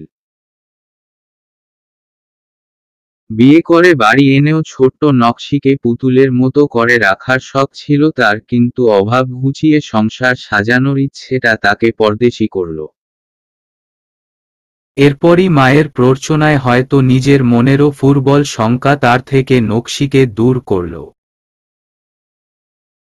সে হয়তো চাইলেই একটু জোর খাটিয়ে মাকে সাবধান করতে পারত। কিন্তু ভিনদেশে থেকে মনে হাজারটা ভয় ছিল, এই বুঝি মা ঠিক বলছে। আবার মনে হতো বউয়ের ইচ্ছেটাও সৎ। কিন্তু তার প্রথম সমস্যাই ছিল সুন্দরী বউ বাড়ি রেখে এসেছে। নকশির প্রতি তার বিশ্বাসের কমতিই ছিল তাদের জীবনে দুর্যোগ নেমে আসার প্রধান কারণ। আওলাদ নকশিকে দেখে ভেবেছিল হয়তো নকশি দ্বিতীয় বিয়ে করেছে আর আলতা সেই সংসারেরই মেয়ে। না চাইতেও তার মন বাধা দিচ্ছিল আলতার দিকে তাকাতে, কিন্তু কাশেমের একটা কথা তাকে মর্মাহত করে দিল। নাকার থুতনা তো পুরাই আওলাদের মতো হইছে মায়ার। এত মিল বাপের লগে, মাশাআল্লাহ। কাশেম কথাটা বলতেই আওলাদ চমকে তাকায় নকশির দিকে। এটা তার মেয়ে। ভাবতেই গায়ে কাটা দেয়, তার সন্তান এটা আর সে জানেই না। কাশেম আওলাদের হাত ধরে বলে, আওলাদরে চাচি এত বছর যা কইয়া বেড়াইছে সব মিছা, দেখ মাইয়ার মুখটা। আওলাদ মাথা নিচু করে ফেলল। তার মা সারা পাড়ায় রটিয়েছে আওলাদ বিদেশ যাওয়ার পরই নকশি পরপুরুষের সাথে উঠছে, বসছে। সবার চোখ ফাঁকি দিয়ে সে রাত বিরাতে এলাকার অনেক পোলার লগে রাত কাটিয়েছে, এমন অনেক অশ্লীল কথাই কানে তুলেছে। তবুও আওলাদের মন তার বিরোধ করেনি। সে নকশিকে আজও ভালোবাসে, আর সে কারণেই মায়ের কথায় সে তালাকনামাও সই করেনি আজও। দেশের আসার পরও সে খুঁজেছে নকশিকে, কিন্তু একটা মানুষ যখন নিজে থেকে লুকায় তখন তাকে খুঁজে পাওয়া সম্ভব হয় না। সবার ধারণা ছিল নকশি কোনো একদিন ফিরে আসবে, তার বাড়ি না হোক অন্তত নিজের বাপের বাড়ি যোগাযোগ করবে। সেই আশাতেই আওলাদ আজও নকশির বাপের বাড়িতে লুকিয়ে লুকিয়ে খোঁজ নেয়। নকশি তো সেখানেও কোনো সম্পর্ক রাখেনি। নকশির বাবাও মরার আগে অনুতাপে জ্বলেছেন। মেয়েটার কথা কেন সেদিন শোনেনি? শুনলে হয়তো মেয়েটাকে মৃত্যুর আগে দেখার স্বাদ পূরণ করতে পারতেন। আজ নকশিকে দেখে নিজেকে যতটা সামলে রাখতে চেয়েছিল আওলাদ, ঠিক ততটাই ভেঙে পড়েছে আলতাকে দেখে। আলতা তার মেয়ে, তা তো যে কেউ এক দেখাতেই বলতে পারবে। গায়ের রংটা বাদ দিলে মুখশ্রী তো মেয়েটা তার বাবারই পেয়েছে। আওলাদের মতো লম্বা চৌড়া দেহের গড়ন, এটাও মেয়েটা তার বাবার পেয়েছে। মেয়েটার মুখ দেখার পর অঝরে কেঁদেছে আওলাদ। পাশেই দাঁড়ানো শিশির অবাক হয়ে দেখেছে সে কান্না, আর মনে মনে বলেছিল, সুস্থ হয়ে ওঠ আলতা। তোর বাবাকে দেখ কত কাঁদছে তোর জন্য। ওঠে দেখ, তোর সুন্দর একটা পরিবার হবে, তুই না থাকলে কি করে হবে বলতো পাখি। তোর কিছু হলে আমরা সবাই পাগল হয়ে যাব রে। সকল দুঃখ শিশির মনে চেপে অপলক দেখেছে একজন পুরুষের সব থাকার পরও হারানোর কান্না। ডাক্তার যখন বলল অ্যাম্বুলেন্স এসে গেছে, পেশেন্টকে নিতে হবে, তখন আওলাদ নকশির দিকে তাকিয়ে আকুতিভরা গলায় বলেছিল সেও যাবে। তৎক্ষণাৎ নকশি কোনো জবাব দিতে পারেনি। কিছুটা সময় নিয়ে দৃঢ় কণ্ঠে বলেছিল, দরকার নেই আপনার আসার। আমাকে সাহায্য করার জন্য মানুষ আছে, আপনি চলে যান। আপনার স্ত্রী সন্তানরা নিশ্চয়ই অপেক্ষা করছে আপনার। আওলাদ কান্নামাখা গলায় খুব করে অনুরোধ করল নকশিকে, কিন্তু সে মানছে না বলেই কাশেমও অনুরোধ করছে। তাদের কথার মাঝেই দুজন লোক স্ট্রেচারে করে আলতাকে নিয়ে গেল। শিশিরও সেখানে না থেকে নিচে গেল তাদের সাথে। শরৎ আসতেই হাসপাতালের সামনে পেল শিশিরকে। সে নকশির কথা জিজ্ঞেস করতেই শিশির সংক্ষেপে বলল আওলাদ তাদের সাথে যেতে চাইছে, কিন্তু নকশি রাজি হচ্ছে না। শরৎ কি মনে করে হাতে থাকা কাপড়ের ব্যাগটা শিশিরকে দিয়ে বলল, তুই এখানেই থাক, আমি একটু আসছি। শরৎ দোতলায় যাওয়ার পথে দেখল নকশি নামছে, তার পিছু পিছু আওলাদ আর কাশেম। আওলাদের চোখ মুখ তখনও ভেজা অশ্রুজলে। শরৎ ডাকল, ফুপুয়ামা, একটা কথা ছিল। বলো শরৎ। শরৎ খেয়াল করল সিঁড়ির দিকে কেউ আছে কিনা।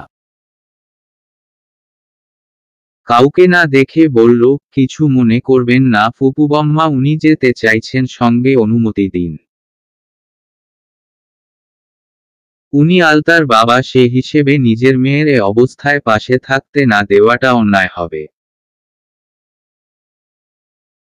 ছোট মুখে বড় কথা বলছি আমি জানি, তবুও ফুপু আম্মা এ সময়টা একটু বুঝুন।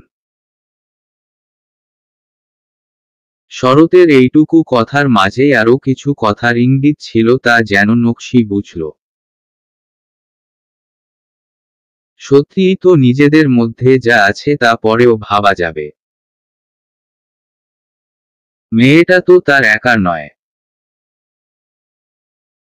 পরিস্থিতির কারণেই আওলাদ এত বছর তার সন্তানের খোঁজ জানতে পারেনি। আজ আলতার যা অবস্থা মনে পড়তেই নকশি আর বাড়াবাড়ি করল না। ধীর স্বরে শুধু বলল, আসতে বলো শরৎ। নকশি আর দাঁড়ায়নি। সে নিচে চলে যেতে শরৎ আওলাদের উদ্দেশ্যে বলল, আসুন আপনি। আওলাদের অশ্রুসিক্ত মেঘাচ্ছন্ন মুখটা উজ্জ্বল হয়ে গেল অনুমতি পেয়ে। সে হাসি হাসি মুখে কাশেমকে বলল, ভাই, আমাকে কিছু টাকা দিতে পারবি? আছে তোর কাছে? না রে আওলাদ, লগে কোনো টেকা নাই। তয় তোর না মোবাইলে বিকাশ আছে? আমি তোর নাম্বারে পাঠানোর ব্যবস্থা কইরা দিমু, চিন্তা করিস না। কথাটা বলেই কাশেম তার পকেট হাতড়ে 250 টাকা পেল। বলল, এইটা নগদ রাখো, আর আমি এখনই টাকার ব্যবস্থা কইরা আরমানের দোকানে গিয়া পাঠাই দিমু। কাশেম কথাটা বলেই বেরিয়ে গেল। আওলাদ কৃতজ্ঞতার দৃষ্টিতে বন্ধুটির দিকে একবার তাকিয়ে সেও বের হলো। অ্যাম্বুলেন্সে সবাই উঠে বসেছে, শরৎ বাকি শুধু। সে হাসপাতালের কিছু টাকা পরিশোধ করার ছিল, তাই করছে। শরৎ আসতেই অ্যাম্বুলেন্স চলল ঢাকার উদ্দেশ্যে। ইমার্জেন্সি কেবিনে রাখা হয়েছে আলতাকে।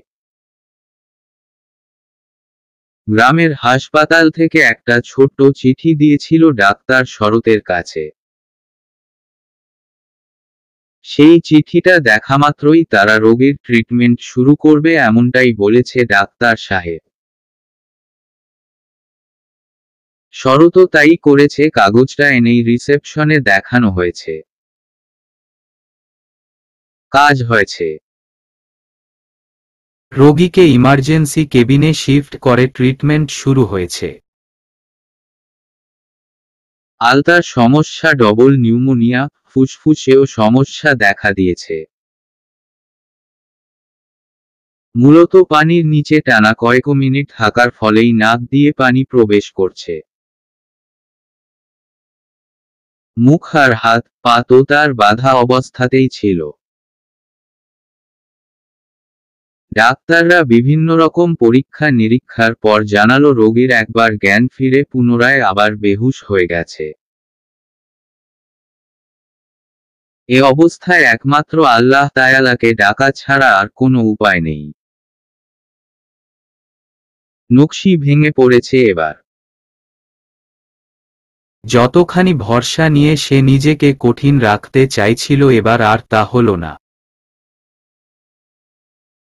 অতিরিক্ত টেনশনে মূর্ছা গেল সে। আওলাদ এসে তাকে ধরতে গিয়েও সংকোচে পড়ল। শিশির এক হাতে নকশিকে ধরে শরৎকে ফোন দিল। শরৎ একটা কেবিনের জন্য কথা বলতে গিয়েছে। সরকারি হাসপাতাল, এখানে একটা সিট পাওয়াও ভাগ্যের ব্যাপার, সেখানে কেবিন তো বড় কিছু। তবুও চাইছিল চেষ্টা করে একটা ব্যবস্থা হয় কিনা। সুপ্রসন্ন ভাগ্য বলা যায় তাদের। এক ওয়ার্ড বয়কে 500 টাকা দিয়ে কেবিনের ব্যবস্থা করানো গেল। 500 টাকার বাইরেও আরো 50 টাকা দিল শরৎ চা খেতে, তারপর বলল একটু খেয়াল রেখো, যার অর্থ তাতেও তোমাকে কিছু কিছু দেওয়া হবে। ওয়ার্ড বয় 1 ঘন্টা পর কেবিনের ব্যবস্থা তো করল, সাথে আরো একজনকে নিয়ে এলো, বিনিময়ে তাকেও আরো 500 দিতে হলো। কত কত মানুষ সিট না পেয়ে ফ্লোরেই বিছানা পেতে রোগী নিয়ে বসে আছে। শরতের খারাপ লাগছে এভাবে টাকা খাইয়ে নিজেদের জন্য জায়গা করতে, তবুও বিপদে অত ভেবেও পোষাবে না। শিশিরের ফোন পেয়ে সে দ্রুত এলো আগের জায়গায়। এখানে স্ট্রেচার জোগাড় করা সম্ভব নয়, ফুপু আম্মাকে কি করে নিয়ে যাবে কেবিন পর্যন্ত। আওলাদের মুখে প্রায় চলে এলো কথাটা, আমি কোলে তুলেই নিয়ে যাচ্ছি চলো। কিন্তু বলার সাহস আর দেখালো না সে। শরৎ কিছু সময় ভেবে বলল, আমি নিচ্ছি ফুপু আম্মাকে, তুই ব্যাগ নিয়ে আয়। আপনিও আসুন। শরৎ পাজা কোলে নিয়ে নিল নকশিকে। কেবিনে এনে বেডে শুইয়ে দিয়ে শিশিরকে বলল, তুই গিয়ে বাইরে থেকে স্যালাইন আর কিছু ফল নিয়ে আয়। সম্ভবত দুর্বলতার কারণে এমন জ্ঞান হারাচ্ছেন। আমি দেখি ডাক্তার ডাকা যায় কিনা। শরৎ মনে মনে ভাবছে আলতাকে একটা প্রাইভেট হাসপাতালে ভর্তি করতে পারলে ভালো হতো, কিন্তু এখন অর্থে কুলাবে না। বাইরে সন্ধ্যা নেমে এসেছে। শিশির হাসপাতাল থেকে বেরিয়ে চারপাশে নজর বুলালো। কত শত মানুষ চারপাশে, কোলাহলপূর্ণ পথঘাট, সবাই কত ব্যস্ত চারপাশে, কেউ নিজের জন্য, কেউ আপনজনদের জন্য। শিশির নিজেই শুধু ব্যস্ত নয়, তার এই ছুটোছুটি কিছুই গায়ে লাগছে না। শুধু মনে হচ্ছে ওই মেয়েটা বেঁচে যাক, সে এমন আরো অসংখ্যবার ছুটোছুটি করবে, শুধু আলতা ভালো হয়ে যাক। ভেতরটা ফেঁপে আছে শিশিরের। সে প্রথম যখন আলতার মুখটা দেখল হাসপাতালে এসে, তখন তার অবস্থা ছিল ভেতর থেকে অসাড়। কষ্টটা কারো সামনে প্রকাশ করার অধিকারটুকুও তার ছিল না। কিন্তু এখন যখন বের হলো খাবারের জন্য, তখন মন বলল কেঁদে ফেলো এখানেই। দেখুক লোকে, তাতে তোমার কি যায় আসে। তোমার প্রিয় মানুষটা মৃত্যুর সাথে লড়ছে, তুমি কেন কাঁদবে না? কিন্তু না, পুরুষদের কাঁদতে নেই। সে পারল না কান্না করতে। সকাল থেকেই তারা সবাই না খেয়ে আছে, তাই হোটেল থেকে খিচুড়ি, ডিম নিয়ে পাউরুটি আর কলাও নিল। মনে করে কয়েক প্যাকেট স্যালাইনও কিনে নিল সে। রাতে আওলাদ শিশিরকে বলল, বাবা আমি একটু বাইরে জামু, ফোনে থাইকা কিছু টাকা তুলমু। তুমি কি কোনো দোকান দেখছো আশেপাশে টাকা তুলন যায় এমন? শিশিরে মনে পড়ছে না সে তেমন কোনো শপ দেখেছে কিনা। আবার মনে পড়ল একটা ফ্লেক্সিলোডের শপ দেখেছে। সেখানে ক্যাশ আউট করা যাবে কিনা কে জানে। আপনি কি বিকাশ, নগদ তেমন কোনো অ্যাকাউন্ট থেকে টাকা তুলবেন? হ বাবা। আচ্ছা আমার সাথে আসেন, খুঁজে দেখছি। নকশির জ্ঞান ফিরেছে, কিন্তু দুর্বলতার কারণে বেডে শুয়ে আছে। তার চোখের কোণ বেয়ে অনর্গল অশ্রু ঝরছেই। শরৎ সবচেয়ে বেশি ছুটোছুটি করেছে বলে ক্লান্তিতে এখন আর শরীরে সইছে না। সে চেয়ারে বসে চোখ বুজেছে একটু, শিশির আর তাকে ডেকে কিছু না বলেই আওলাদকে নিয়ে গেল। একটা শপ পেয়ে সেখানে টাকা ক্যাশ আউট করে নিল আওলাদ। কাশেম সত্যিই জোগাড় করে পাঠিয়েছে 10,000 টাকা।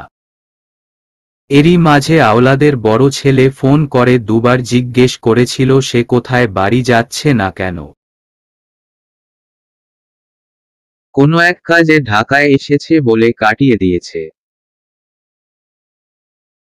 শিশির চুপচাপ সবটা শুনে ভাবছে আলতার জন্য সে ভেবেছিল এবার বাবা পাবে মেয়েটা। কিন্তু না, তার পোড়া কপাল, তাই তো বাবা পেয়েও পাবে না। থাক, আমার আলতার জন্য আমি, আমার পরিবার আর ফুপু আম্মাই যথেষ্ট। এই লোকটা হঠাৎ এসেই আমাদের আপন হয়ে উঠতে পারবেন না, আর দরকারও নেই এমনটা ভেবে দীর্ঘশ্বাস বেরিয়ে এল। আওলাদ টাকাগুলো পকেটে ঢুকিয়ে শিশিরকে জিজ্ঞেস করল, কিছু খাইবা বাবা? না, চলুন হাসপাতালে যাই। আমার মাইয়াডা সুস্থ হইব না বাবা? আওলাদের গলা কাঁপছে, সে কথাটা বলতে গিয়ে কান্নার একটা ঢোক গিলল।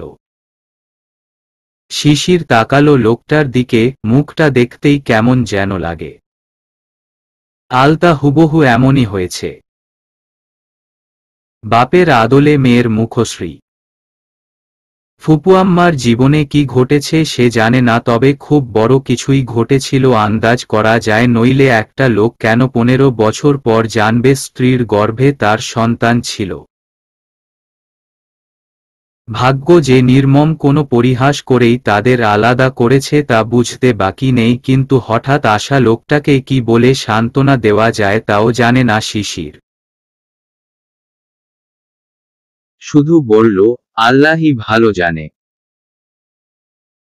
দোয়া করুন সেটাই কাজে লাগবে। ফিরে গেল দুজন হাসপাতালে। শরৎ কেবিনের বাইরে হাঁটাহাঁটি করছিল।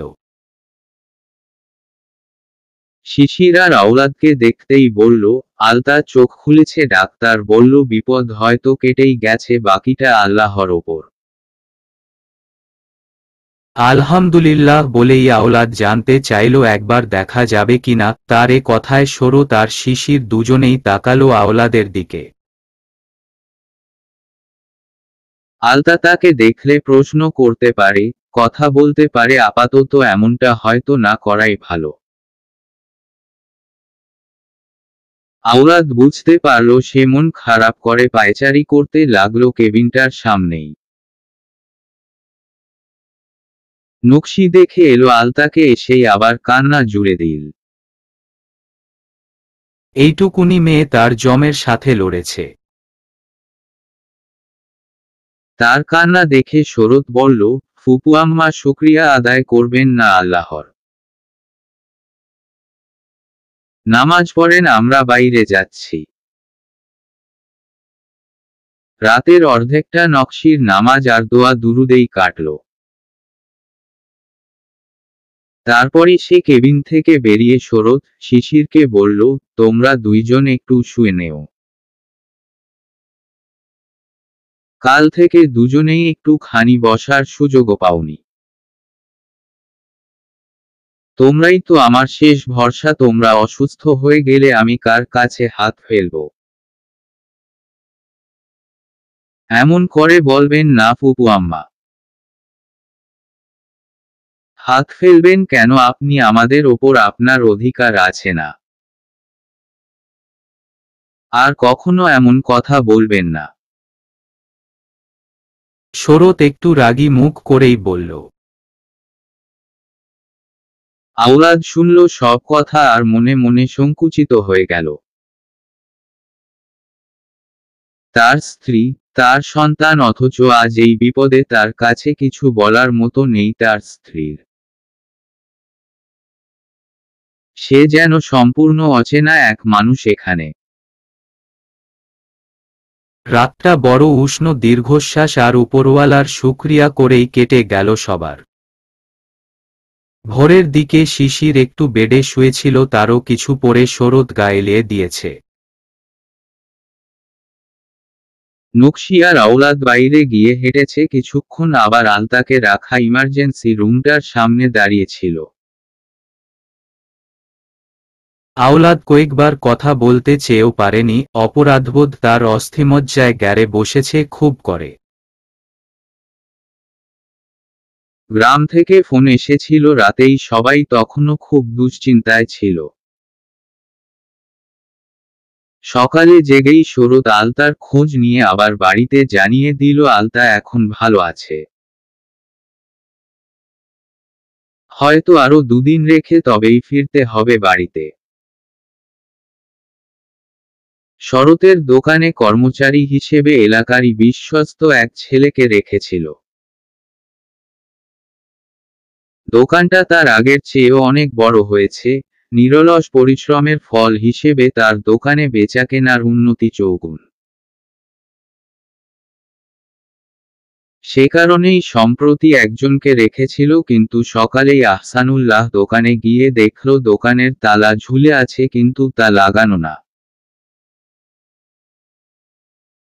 সন্দেহবশেই সে এগিয়ে দোকানটার কাছে গিয়ে বুঝল দোকানের ভেতর বাতি জ্বলছে, অথচ বিয়ে উপলক্ষে 3 দিন দোকান বন্ধ থাকবে। এমন ভেবে শরৎ নিজেই শিউলির গায়ে হলুদের আগের রাতে ভালোভাবে সব বাতি ফ্যান বন্ধ করেছিল আহসানুল্লাহর সামনেই। তালাগুলোও ঠিকঠাক লাগিয়েছিল মনে আছে। সন্দেহের কারণেই সে তালা ধরে যখন চেক করল তখন ভেতর থেকে আওয়াজও শুনতে পেল, কেউ খুব ধীরে ধীরে কথা বলছে। কেউ ভোরের সময় বাজারে তেমন কাউকে চোখে পড়েনি, শুধু কসাইয়ের দোকানের ছেলেটাকে দেখতে পেল। তাকে ইশারায় ডাকতে লাগল। ছেলেটা যখন বুঝতে পারল সামনে এসে দাঁড়ালো তখন আহসানুল্লাহ বলল, খোকন ভেতরে কেউ আছে, চোর টোর হবে। শরৎ তো বাড়ি না, চোর ধরতে হবে। কি কন মাস্টার কাকা? বলেই খোকন কান পাতল। তারপরই বলল, তালা মাইরা দেই কাকা, এলাকার মানুষ ডাইকা পড়ে খুলমু। না, ভেতরে যে চোর আছে তার গলা আমি শুনেছি। চিনিও তারে, তাই আর এলাকার মানুষ জড়ো করব না, আগে তার সাথে কথা বলবো। খোকন জানতে চাইল কি করবে তাহলে। আহসানুল্লাহ বলল, আমি এক শাটার তুলে ভেতরে ঢুকব, তুই এখানেই থাক। সে যদি ভদ্রভাবে কথা বলে তো বলল, আর যদি পালানোর চেষ্টা করে আটকাবি, সেজন্য এখানেই দাঁড়াবি। খোকনের পছন্দ হলো না কথাটা।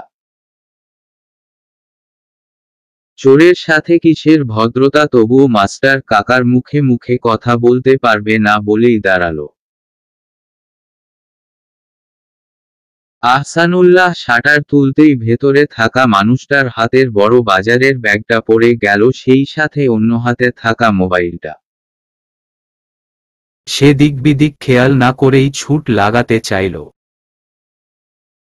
আহসানুল্লাহ ধরার চেষ্টা করে, ধরতে পারেনি, কিন্তু খোকন প্রস্তুতি ছিল। সে খপ করে চেপে ধরেই চিৎকার জুড়ে দিল। আহসানুল্লাহ কাছে এসে ধরল ছেলেটাকে। খোকনের চিৎকারে কয়েকজন ছুটে এলো, আর মিনিট 10 মধ্যে গ্রামের ভেতরেও ছড়িয়ে গেল কথাটা। শরতের দোকানের সামনেটাতে বর্ষর এক ভিড় জমে গেল। চোরকে পুলিশে দেওয়ার কথা উঠলেও শরৎকে ছাড়া সিদ্ধান্ত নেওয়া ঠিক হবে না ভেবে আহসানুল্লাহ তাকে ফোন দিল। শিশির আর নকশি ঘটনা শুনে শরৎকে বলল বাড়ি যেতে, তারা সামলে নেবে এখানটায়। আওলাদও বলল সে সামলে নেবে। শরৎ শুনল কথা, সে টাকা পয়সা নকশির হাতে বুঝিয়ে দিল। শিশিরকেও ডাক্তারদের সাথে কথা বলার ব্যাপারটা বোঝালো, কি কখন জানতে হবে, জিজ্ঞেস করতে হবে এবং প্রতি মুহূর্তে তাকে যেন জানায় সব।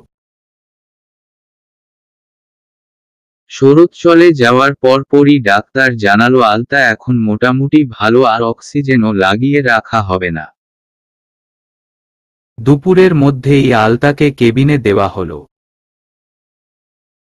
নকশির কান্না পাচ্ছে না এখন আর, সে নিজেকে বুঝিয়ে মানিয়ে নিয়েছে। কিন্তু আওলাদ খুব কাছ থেকে মেয়েকে দেখেই ডুকরে কেঁদে উঠল। তার কান্না দেখে শিশিরও অপ্রস্তুত বোধ করল। আলতা ঔষধের কারণে কিংবা ফুটবল শরীরের জন্যই কিনাকে জানে গভীর ঘুমে আচ্ছন্ন। নকশি হঠাৎ বলে বসল, রোগীর সামনে কান্না করছেন দেখলে ডাক্তার আমাদের বের করে দিবে কেবিন থেকে। আওলাদ কান্না চাপল, তার চোখ ভেজা। নকশি খেয়াল করল শিশিরের চোখ দুটো লালচে। তার মনে হলো শিশিরের নিশ্চয়ই মাথা ব্যথা করছে, একটু ঘুম দরকার। হাসপাতালের খাবার খাওয়াও অসম্ভব তাদের পক্ষে। আব্বা, তোমার কি মাথা ব্যথা করছে? মাথা ব্যথা হলেই তোমার এমন চোখ লাল হয়ে যায় না। শিশিরের সত্যিই প্রচণ্ড রকম মাথা ব্যথা করছে। আর তার কারণ ঘুম না হওয়া। ইতস্তত করেই বলল, একটু একটু করছে। আওলাদ কথাটা শুনে তৎক্ষণাৎ বলল, আমি তোমার জন্য একটা ওষুধ আনি ব্যথা সারানের। আওলাদ বলেই বের হতে যাচ্ছিল, তা দেখে নকশি বলল, আমিও আসি সাথে। কিছু খাবারও আনবো এখন খাওয়ার জন্য। শরৎটা তো খিদে পেটেই বাড়ি যাচ্ছে, বুদ্ধি করে পথে কিছু খায় কিনা কে জানে। নকশির কথায় আওলাদও সায় দিয়ে বলল সাথে যাওয়ার জন্য। তারা বেরিয়ে যেতেই শিশির একটা টুল ছিল কেবিনে, সেটাই টেনে বসলো আলতার পায়ের কাছটাতে। ঘুমে অচেতন প্রায় আলতার মুখটার দিকে চেয়ে রইল কিছুক্ষণ। গোলাপি ফর্সা মুখটা একদম ফ্যাকাশে আর রক্তশূন্য হয়ে গেছে দুদিনেই। চোখের কোল দেবে আছে অনেকটা। আর হাতের কবজিতে কালসিটে দাগ। তারপরই আলতার পায়ের দিকে তাকালো শিশির, ইস, পায়ের টাকুনু বরাবরও দাগ পড়ে আছে। মুহূর্তেই শিশিরের রক্ত যেন তার দেহের ভেতর ফুটতে লাগলো, বারবার মনে হতে লাগলো শাওন কেন মারা গেল। তাকে তো নিজ হাতে মারতে পারলে শান্তি লাগত তার। আলতার ফর্সা পা দুটোকে সবসময় আলতার রঙে রঙিন দেখেই অভ্যস্ত ছিল শিশির। সেই ছোট থেকেই আলতা তার পা রাঙাতে ভালোবাসত। হঠাৎ আবেগ নাকি অন্য কিছু শিশির জানে না, সে একটু ঝুঁকে আলতো স্পর্শে চুমো খেল আলতার পায়ে। ঘুমন্ত আলতা নড়েচড়ে উঠল সেই স্পর্শে। আলতার শরীর যথেষ্ট ভালো হয়েছে। ভয় আছে এখনো তার সুস্থতা নিয়ে। তাকে সবসময় ঠান্ডা অবস্থান থেকে নিজেকে বাঁচিয়ে রাখতে হবে। কথা ছিল দুদিন রেখে নাম কাটবে, কিন্তু সরকারি হাসপাতালে তা হল না। শরৎ যেদিন চলে গেল সেদিন রেখে পরের দিনই ছাড়ার কথা থাকলেও ছাড়ল না। শিশির তার হোস্টেলে চলে গিয়েছিল রাতটা থাকতে। আলতার অবস্থা মোটামুটি ভালো বলেই সে গিয়েছে। নকশিও জোর করছিল হোস্টেল কাছে, সেখানেই গিয়ে থাকুক। প্রয়োজনে অবশ্যই সে ফোন করবে।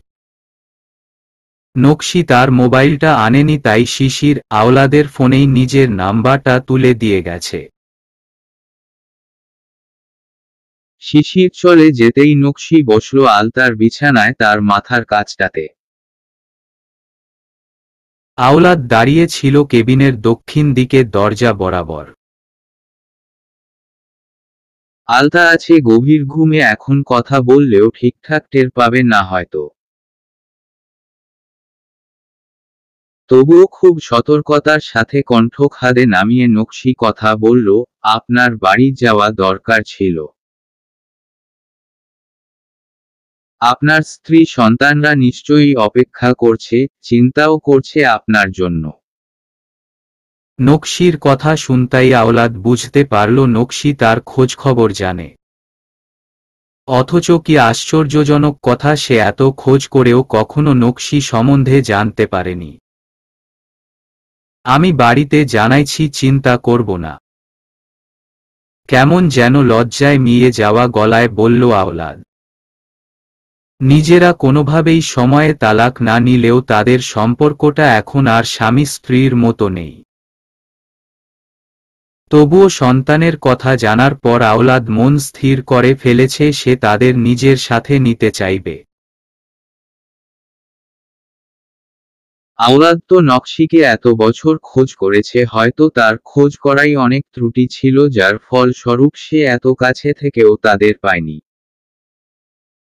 আর এখন যখন মেয়ের কথা জানল তখন আর মন মানছেই না তাদের আলাদা হওয়ার কথা। এক মন তো বলছে নকশি আর মেয়ের জন্য সব ছেড়ে দিতে পারবে, আরেক মন বলছে কাউকেই সে অবহেলা করবে না। ঘুমন্ত একদমই নড়াচড়া করছে না বলে কেমন যেন সন্দেহ হলো নকশির।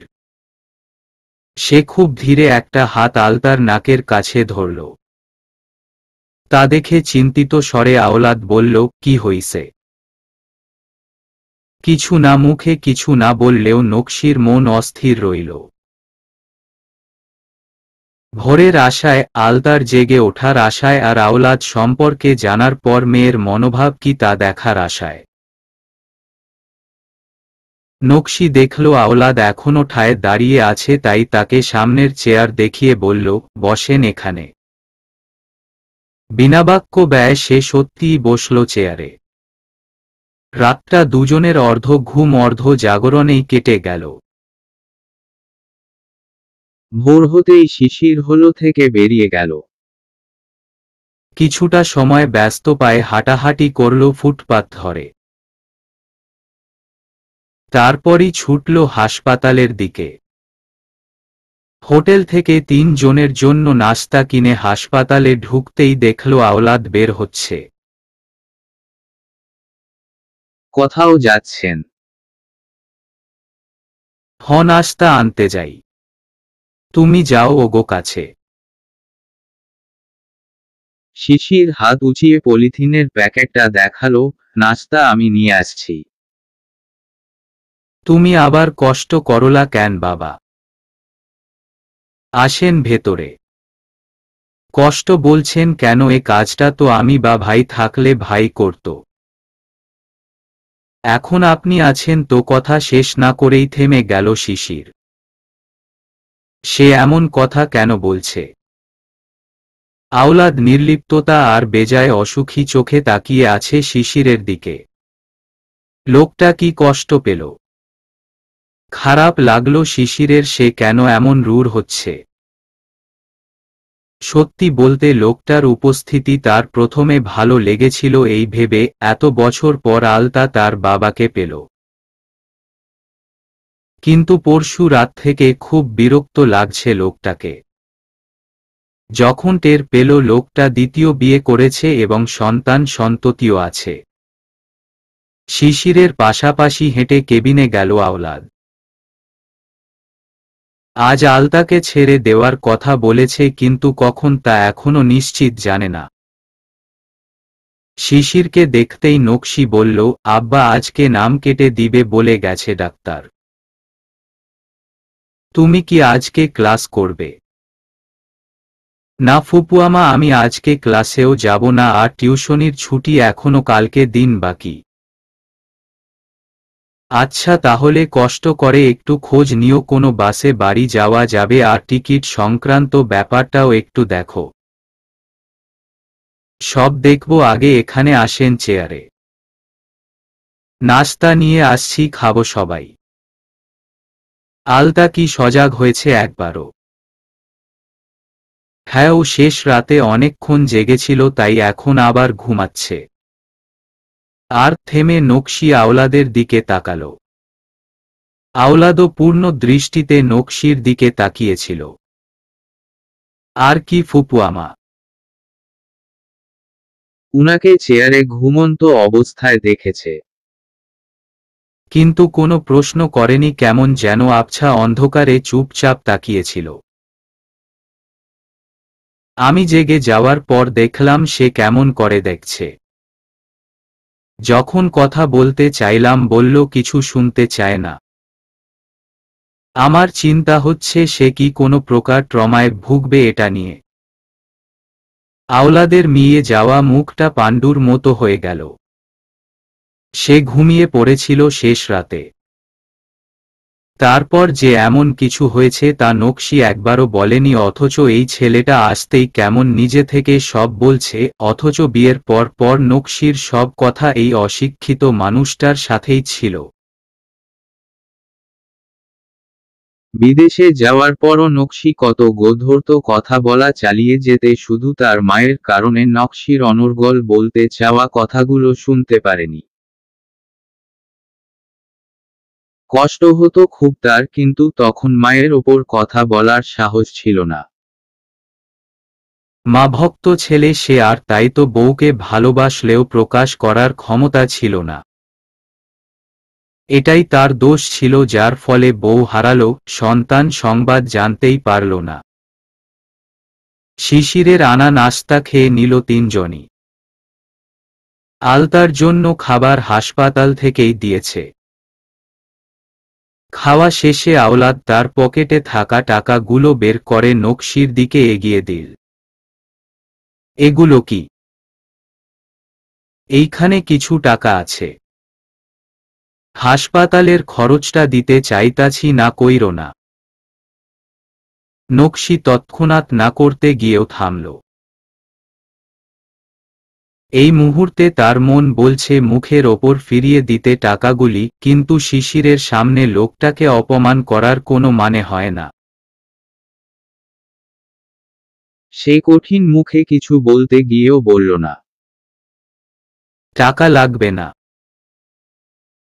ভাই, আর শরৎ অনেকগুলো টাকা জোগাড় করেছেন, তা দিয়েই হয়ে যাবে এখন। আমি জানি তোমার ভাতিজা দিয়ে গেছে টাকা পয়সা, কিন্তু আমার মায়ার জন্য আমি দিতে চাই। এতগুলা বছর আমি আমার সন্তানের মুখটা দেখতে পারি নাই। অহন পায়াও আর পারমু কিনা জানি না। তুমি আমারে একটুক করা থাইকা বঞ্চিত কইরো না। কথাটা বলতে বলতেই চোখ ছলছল করছে আওলাদের। শিশিরের মনে হলো লোকটা খুব অসহায় বোধ করছে, তার অস্বস্তি হচ্ছে। প্রায় তার বাবার বয়সী একটা লোক এভাবে তার সামনে আকুতির স্বরে কাঁদছে। বেরিয়ে যেতে চাইল সে কেবিন থেকে, সেই মুহূর্তেই দেখলা আলতা জেগে আছে। তার মানে সেও শুনল কথাগুলো। পরিস্থিতি বিগড়ে না যায় তা ভেবেই শিশির বলল, এখন কেমন লাগছে তোর? কথাটা বলতেই নকশি আর আওলাদের দৃষ্টি ফিরল মেয়ের দিকে। কেমন বিস্ময় চেয়ে আছে আলতা সবার দিকে। আওলাদ শার্টের হাতের কোণায় চোখ মুছল। নকশি মেয়ের পাশে বসে মাথায় হাত রাখল। কেমন লাগছে তোর এখন? ভালো। খুব একটা স্পষ্ট হলো না আলতার কথাটা। নকশি আবারও জিজ্ঞেস করল, বসিয়ে দেব? নাস্তা করতে হবে তো। দাও। নকশি খুব নরম হাতে ধরে আলতাকে বসাল। মাথার নিচে ছিল যে বালিশটা সেটাই উঠিয়ে পিঠের পেছনে দিল শিশির। নকশি গ্লাসে পানি ঢেলে আলতার দিকে এগিয়ে দিচ্ছিল। তার হাত থেমে গেল আলতার কথায়, ইনি আমার আব্বা। আওলাদের বিষণ্ণ মুখটা মুহূর্তেই আনন্দে ঝলমল করে উঠল। মেয়ে তাকে আব্বা বলেছে। নকশি মাথা নেড়ে সায় দিল, হ্যাঁ। আলতা আর কিছু না বলে চুপচাপ চেয়ে রইল বাবার দিকে। কিছুটা সময় কেবিনটাতে নীরবতার হাওয়া বইল। অনেকটা সময় নিয়েই আলতা বলল, তোমরা আলাদা হয়েছিলা কি জন্য? মেয়ের মুখের কথাটা শুনে বুকের ভেতর তীক্ষ্ণ ক্ষুরধার কিছু একটা নকশির অন্তর চিরে দিল। পুরনো ঠিক প্রায় 16 বছর আগের একটা ক্ষততে হঠাৎ আঁচড় পড়ল যেন। গলায় কিছু আটকে গেল আওলাদেরও। বিচ্ছেদের কারণটা মেয়েকে কি করে বলবে? শিশিরের মনে হচ্ছিল এবার তার বেরিয়ে পড়া উচিত, তাই সে পা বাড়াচ্ছিল। নকশি থামিয়ে দিল, কোথাও যেতে হবে না তোমাকে শিশির, এখানেই থাকো। আমার সাথে যা ঘটেছিল তা ঘটে গেছে। তোমরা জানলে তাতে অন্যায় কিছু হয়ে যাবে না। আওলাদ মাথা নিচু করে রাখল। নকশি বলা শুরু করল, আলতার দাদি মানে উনার মা আমাকে পছন্দ করতেন না খুব একটা। আমার যখন বিয়ে হয়েছিল তখন আমি আলতার চেয়ে কিছুটা বড় ছিলাম। মানে বয়সটা 16 শেষের দিক। মেট্রিক পরীক্ষা শেষ হতেই বিয়ে হয়েছিল, আর গ্রামে তখন এত ছোট বয়সে খুব একটা মেট্রিক পরীক্ষা কেউ দিত না। পড়াশোনা শুরুরই করত দেরি করে, কিন্তু আমার এলাকায় আমি তাড়াতাড়ি পড়াশোনা শুরু করেছি। বিয়ে হয়ে যাওয়াতে আমি ভয় পাইনি, ভেবেছি আমার স্বামীর অনুমতি নিয়ে আবার পড়ব।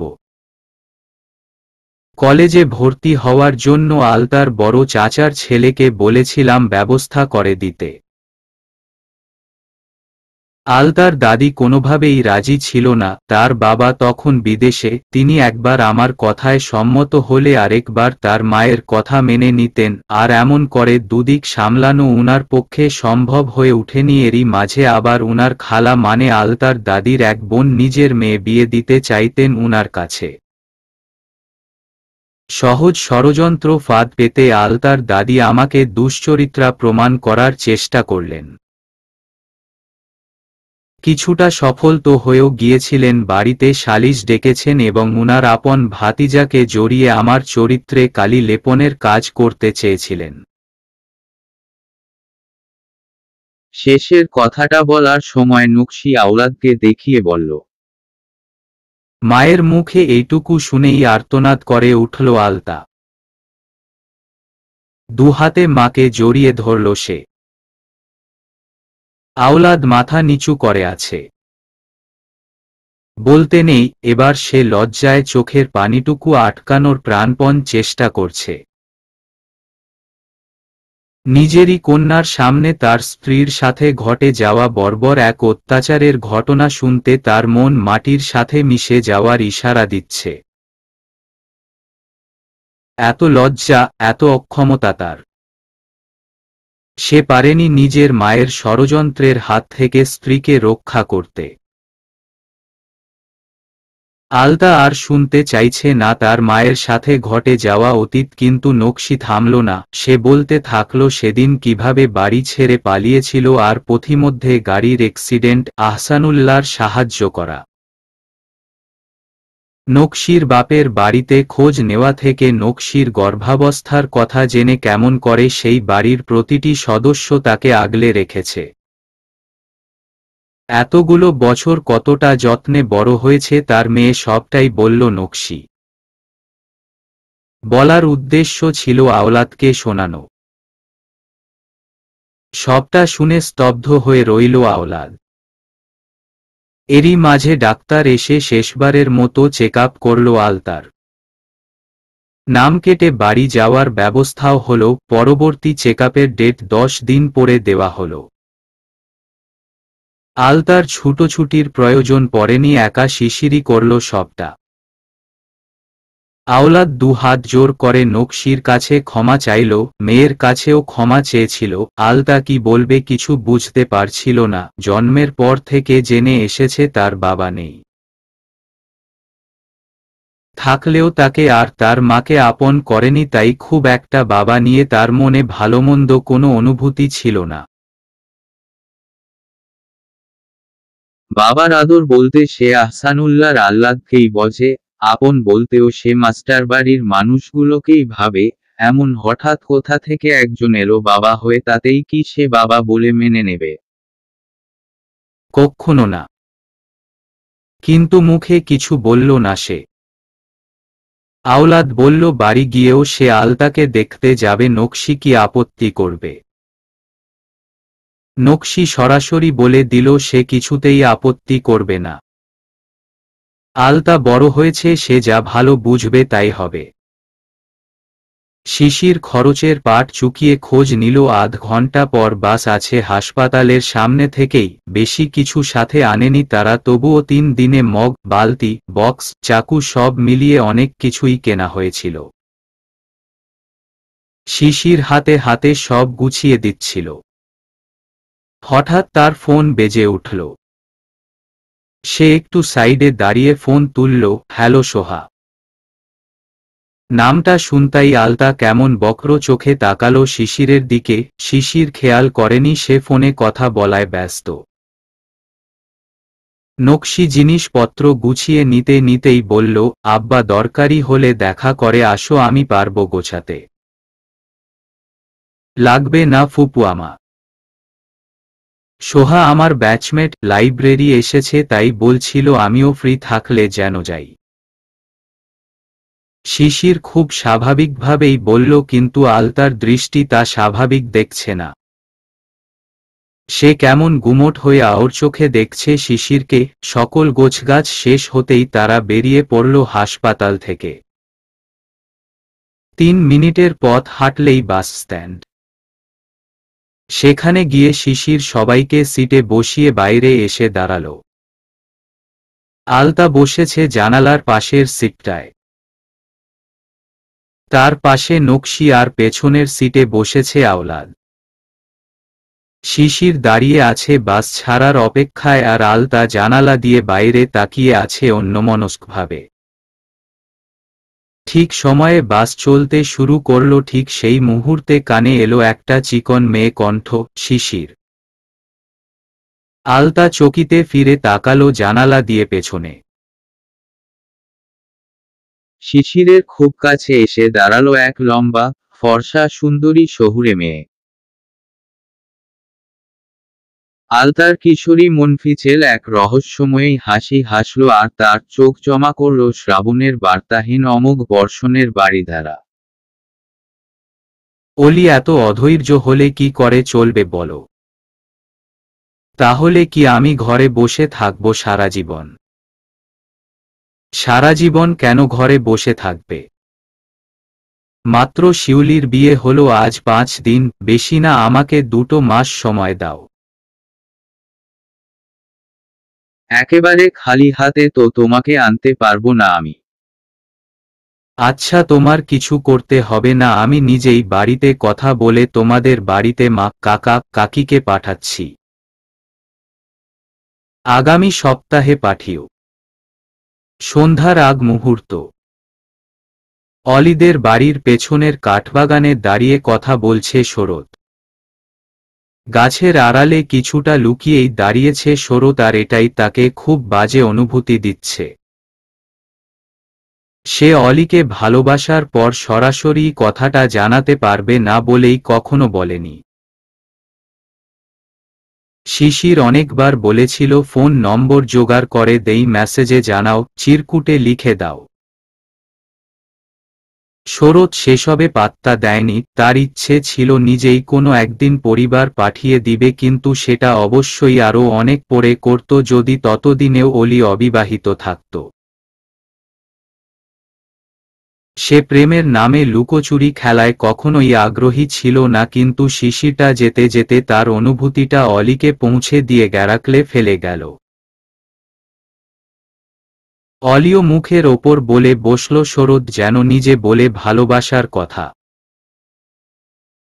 তারপর কি করে যে কেটে গেল এই 9 মাস, সম্পর্কে টের পাওয়া গেল না, তবে শরৎ টের পেত অলি তাকে অন্যরকমভাবে চায়।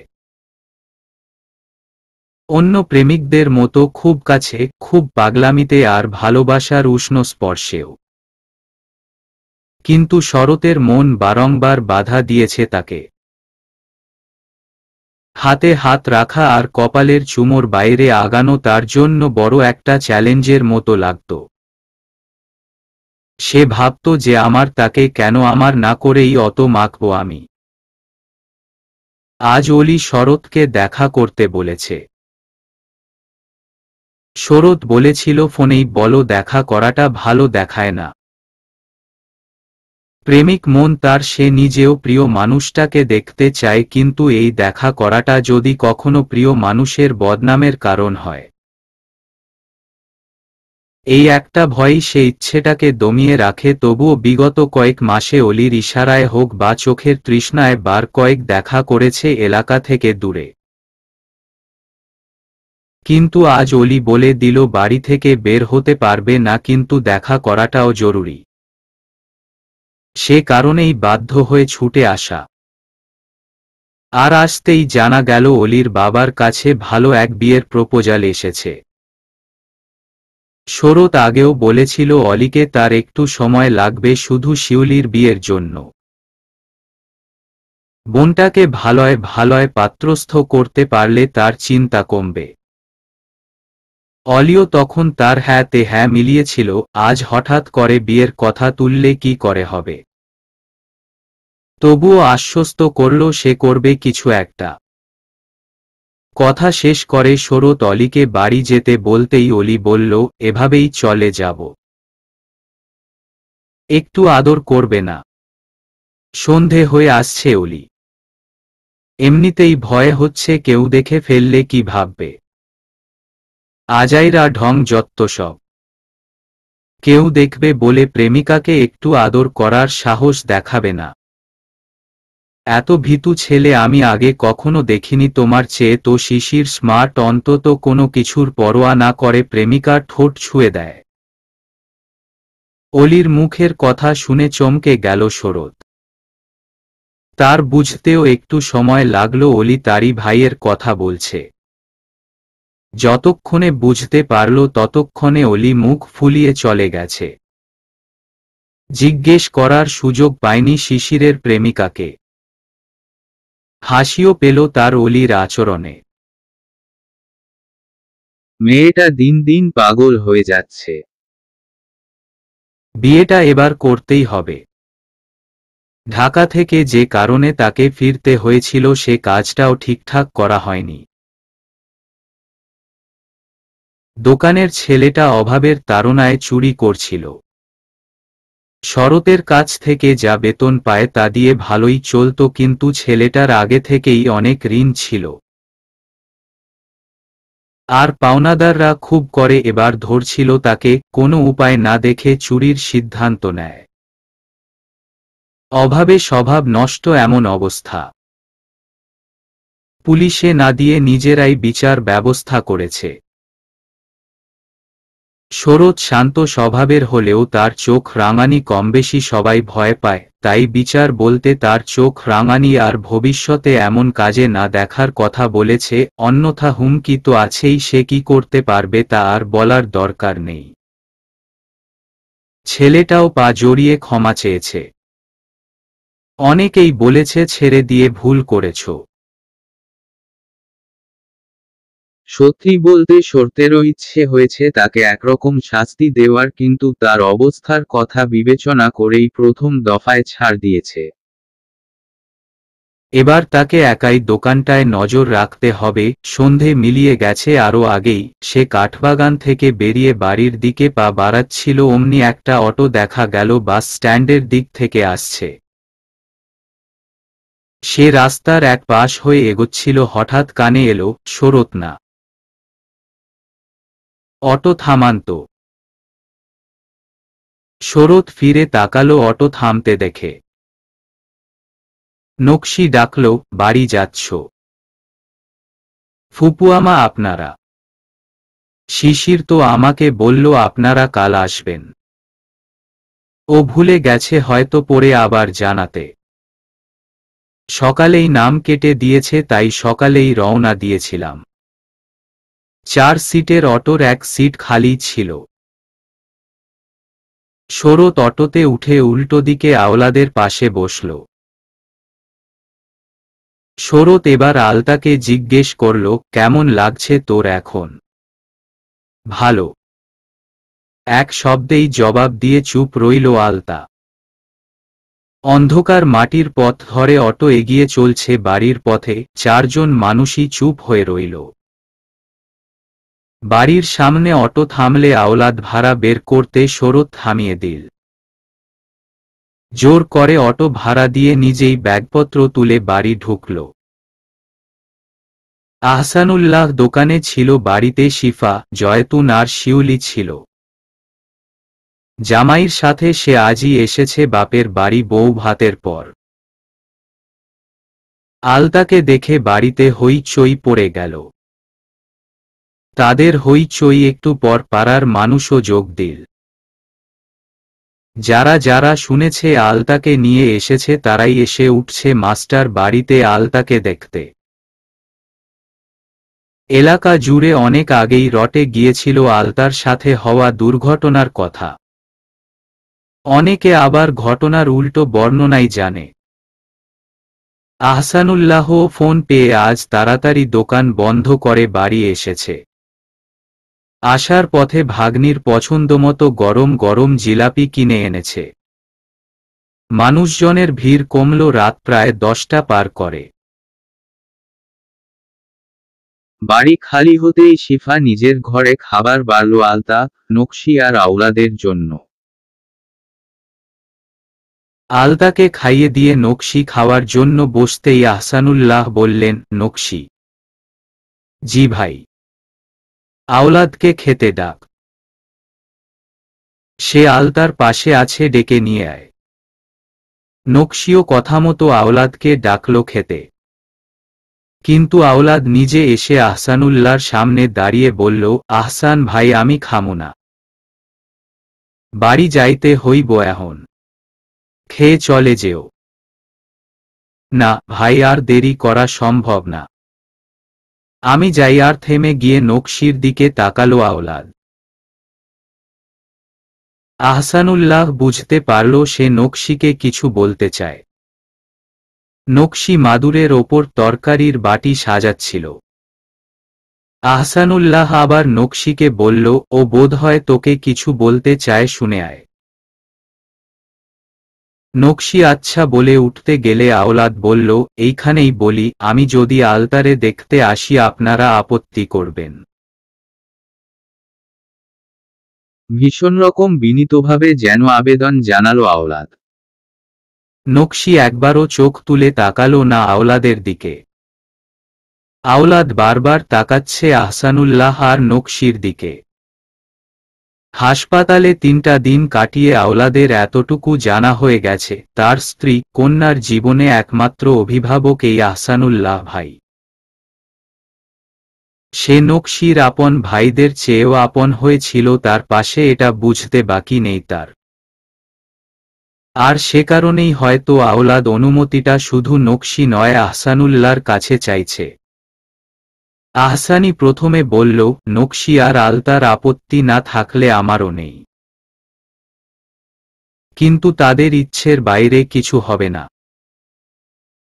নকশিও জবাব দিয়ে দিল তারও আপত্তি নেই। আলতাকে চাইলেই এসে দেখে যেতে পারে। এ কথার পর আওলাদের বিবর্ণ মুখটা বৈদ্যুতিক আলোর মাঝে অনেক বেশি আলোকিত মনে হল। আওলাদ বিদায় নিয়ে চলে গেল। রাতের খাওয়া শেষে নকশি ঘরে গিয়ে আলতার পাশে শুয়ে পড়ল। মিনিট কয়েক গড়াতেই সে টের পেল আলতা ঘুমায়নি, তবুও চোখ মুখ বুজে আছে। কি হয়েছে, ঘুমাচ্ছিস না কেন? মা টের পেয়ে গেছে সে ঘুমায়নি, আর তাই ফুটবল 2 হাতে মাকে জড়িয়ে ধরে ফুপিয়ে কেঁদে উঠল। নকশি হতবাক হয়ে মেয়ের চিবুক টেনে জিজ্ঞেস করল, কাঁদছিস কেন? কি হয়েছে আলতা? তোর কি খারাপ লাগছে সোনা? আলতা বলল না, শুধু মাকে জড়িয়ে কিছুটা সময় ফুপিয়ে আবার চুপ হয়ে গেল। রাত বাড়তে থাকল, থেকে থেকে নিশাচরের ডানা ঝাপটানো আওয়াজ শোনা গেল। শীত জমে পাতার ফাঁকে কুয়াশা ঘাপটি মেরে রইল ভোরের অপেক্ষায়। কিশোরী আলতা অনেকটা সময় চোখ বুজে মনে করল বাবার চেহারা। বাবা মানুষটাকে দেখার পর থেকেই তার মায়া মায়া লাগছিল। কিন্তু তার জীবনে কেটে যাওয়া 15টি বছরে সে মাকে যে কষ্ট সয় তাকে বড় করতে দেখেছে তা ভাবলেই আর থাকে না মায়াটা। তার ওপর মনটা ভার সকালের ওই মেয়েটাকে দেখার পর থেকেই। শহুরে সুন্দরী মেয়ে শিশির ভাইয়ের পাশে। মেয়েটা কে ছিল? সকাল হতেই নকশি তাড়াহুড়ায় রান্না শেষ করে মেয়েকে মুখ হাত ধুইয়ে দিল। নাস্তা রেডি করে আলতার পরা টেবিলটা ওপর ঢেকে রাখল। মেয়েটা আরো পরে খাবে বলছে, কিন্তু নকশির তো হাতে সময় নেই। গত 5-6টা দিনে সে স্কুল কামাই দিয়েছে, তার ওপর মাত্র তো কিছু টাকার কয়টা টিউশনি করে, সেগুলোও যদি আর না থাকে তাহলে বিপদে পড়তে হবে। অনেকটা ঝড়ের বেগেই সে সব কাজ শেষ করে বেরিয়ে পড়ল বাড়ি থেকে। বের হওয়ার আগে শিফা আর জয়তুনকেও বলে গেল যেন একটু খেয়াল রাখে মেয়েটার। ভয় ভয়ই প্রথম টিউশনিটাতে গিয়ে উপস্থিত হয় নকশি। আলতার সাথে হওয়া ঘটনাটা গ্রামের প্রায় সবাই জানে, তাই নকশি যা ভয় পাচ্ছিল তার কিছুই হয়নি। বরং সবাই খুব আফসোস করতে লাগল। টিউশনি শেষে স্কুলে গেলে সেখানেও একই রকম আচরণ পেয়ে শুকরিয়া আদায় করল ওপরওয়ালার। স্কুল শেষে বাড়ি ফেরার পথে দেখা হলো জহিরের সাথে। দীর্ঘ সময়ের চেনা জানায় জহির একমাত্র ব্যক্তি যে নকশির জন্য আজও পথ চেয়ে আছে। এই পথ চাওয়া ভিন্ন, জহির কখনোই চায়নি নকশি তাকে পছন্দ করবেই। সে নিজের পছন্দে প্রস্তাব পাঠিয়েছিল। আলতাকে সহই সে নকশির সাথে সুন্দর একটা সংসার তৈরি করতে চেয়েছে। নকশি সন্তানকে নিয়ে অন্য কারো সংসারে ঢুকবে না, তার সংসার মেয়ে নিয়েই সাফ জানিয়েছিল। তারপর আর জহির কখনোই পথ আগলে দাঁড়ায়নি নকশির। কখনো মনের ভেতর কি চলে তা প্রকাশ করেনি। তবে দূর থেকেও চোখাচোখি হলে আন্তরিক আর হাসি দিয়ে হাল হাকিকত জেনে নিয়েছে। আজও তেমনই হাসি মুখে আলতার খবর জেনে নিল। জহির শুনেছে আলতার বাবার কথা আহসানুল্লাহর মুখে। তার মন বলল একটাবার জেনে নিক নকশি কি ফিরে যাবে স্বামীর ঘরে। পরক্ষণেই মনে হলো এ প্রশ্ন অযাচিত। তার কোনো অধিকার নেই এমন কোনো প্রশ্ন করার। সে আর কথা বাড়ালো না, নকশিকেও আটকালো না, শুধু বলল সে একটাবার আলতাকে দেখতে যাবে যদি নকশি কিছু মনে না করে। নকশিও হাসিমুখে জানালো কিছুই মনে করবে না সে। চলবে।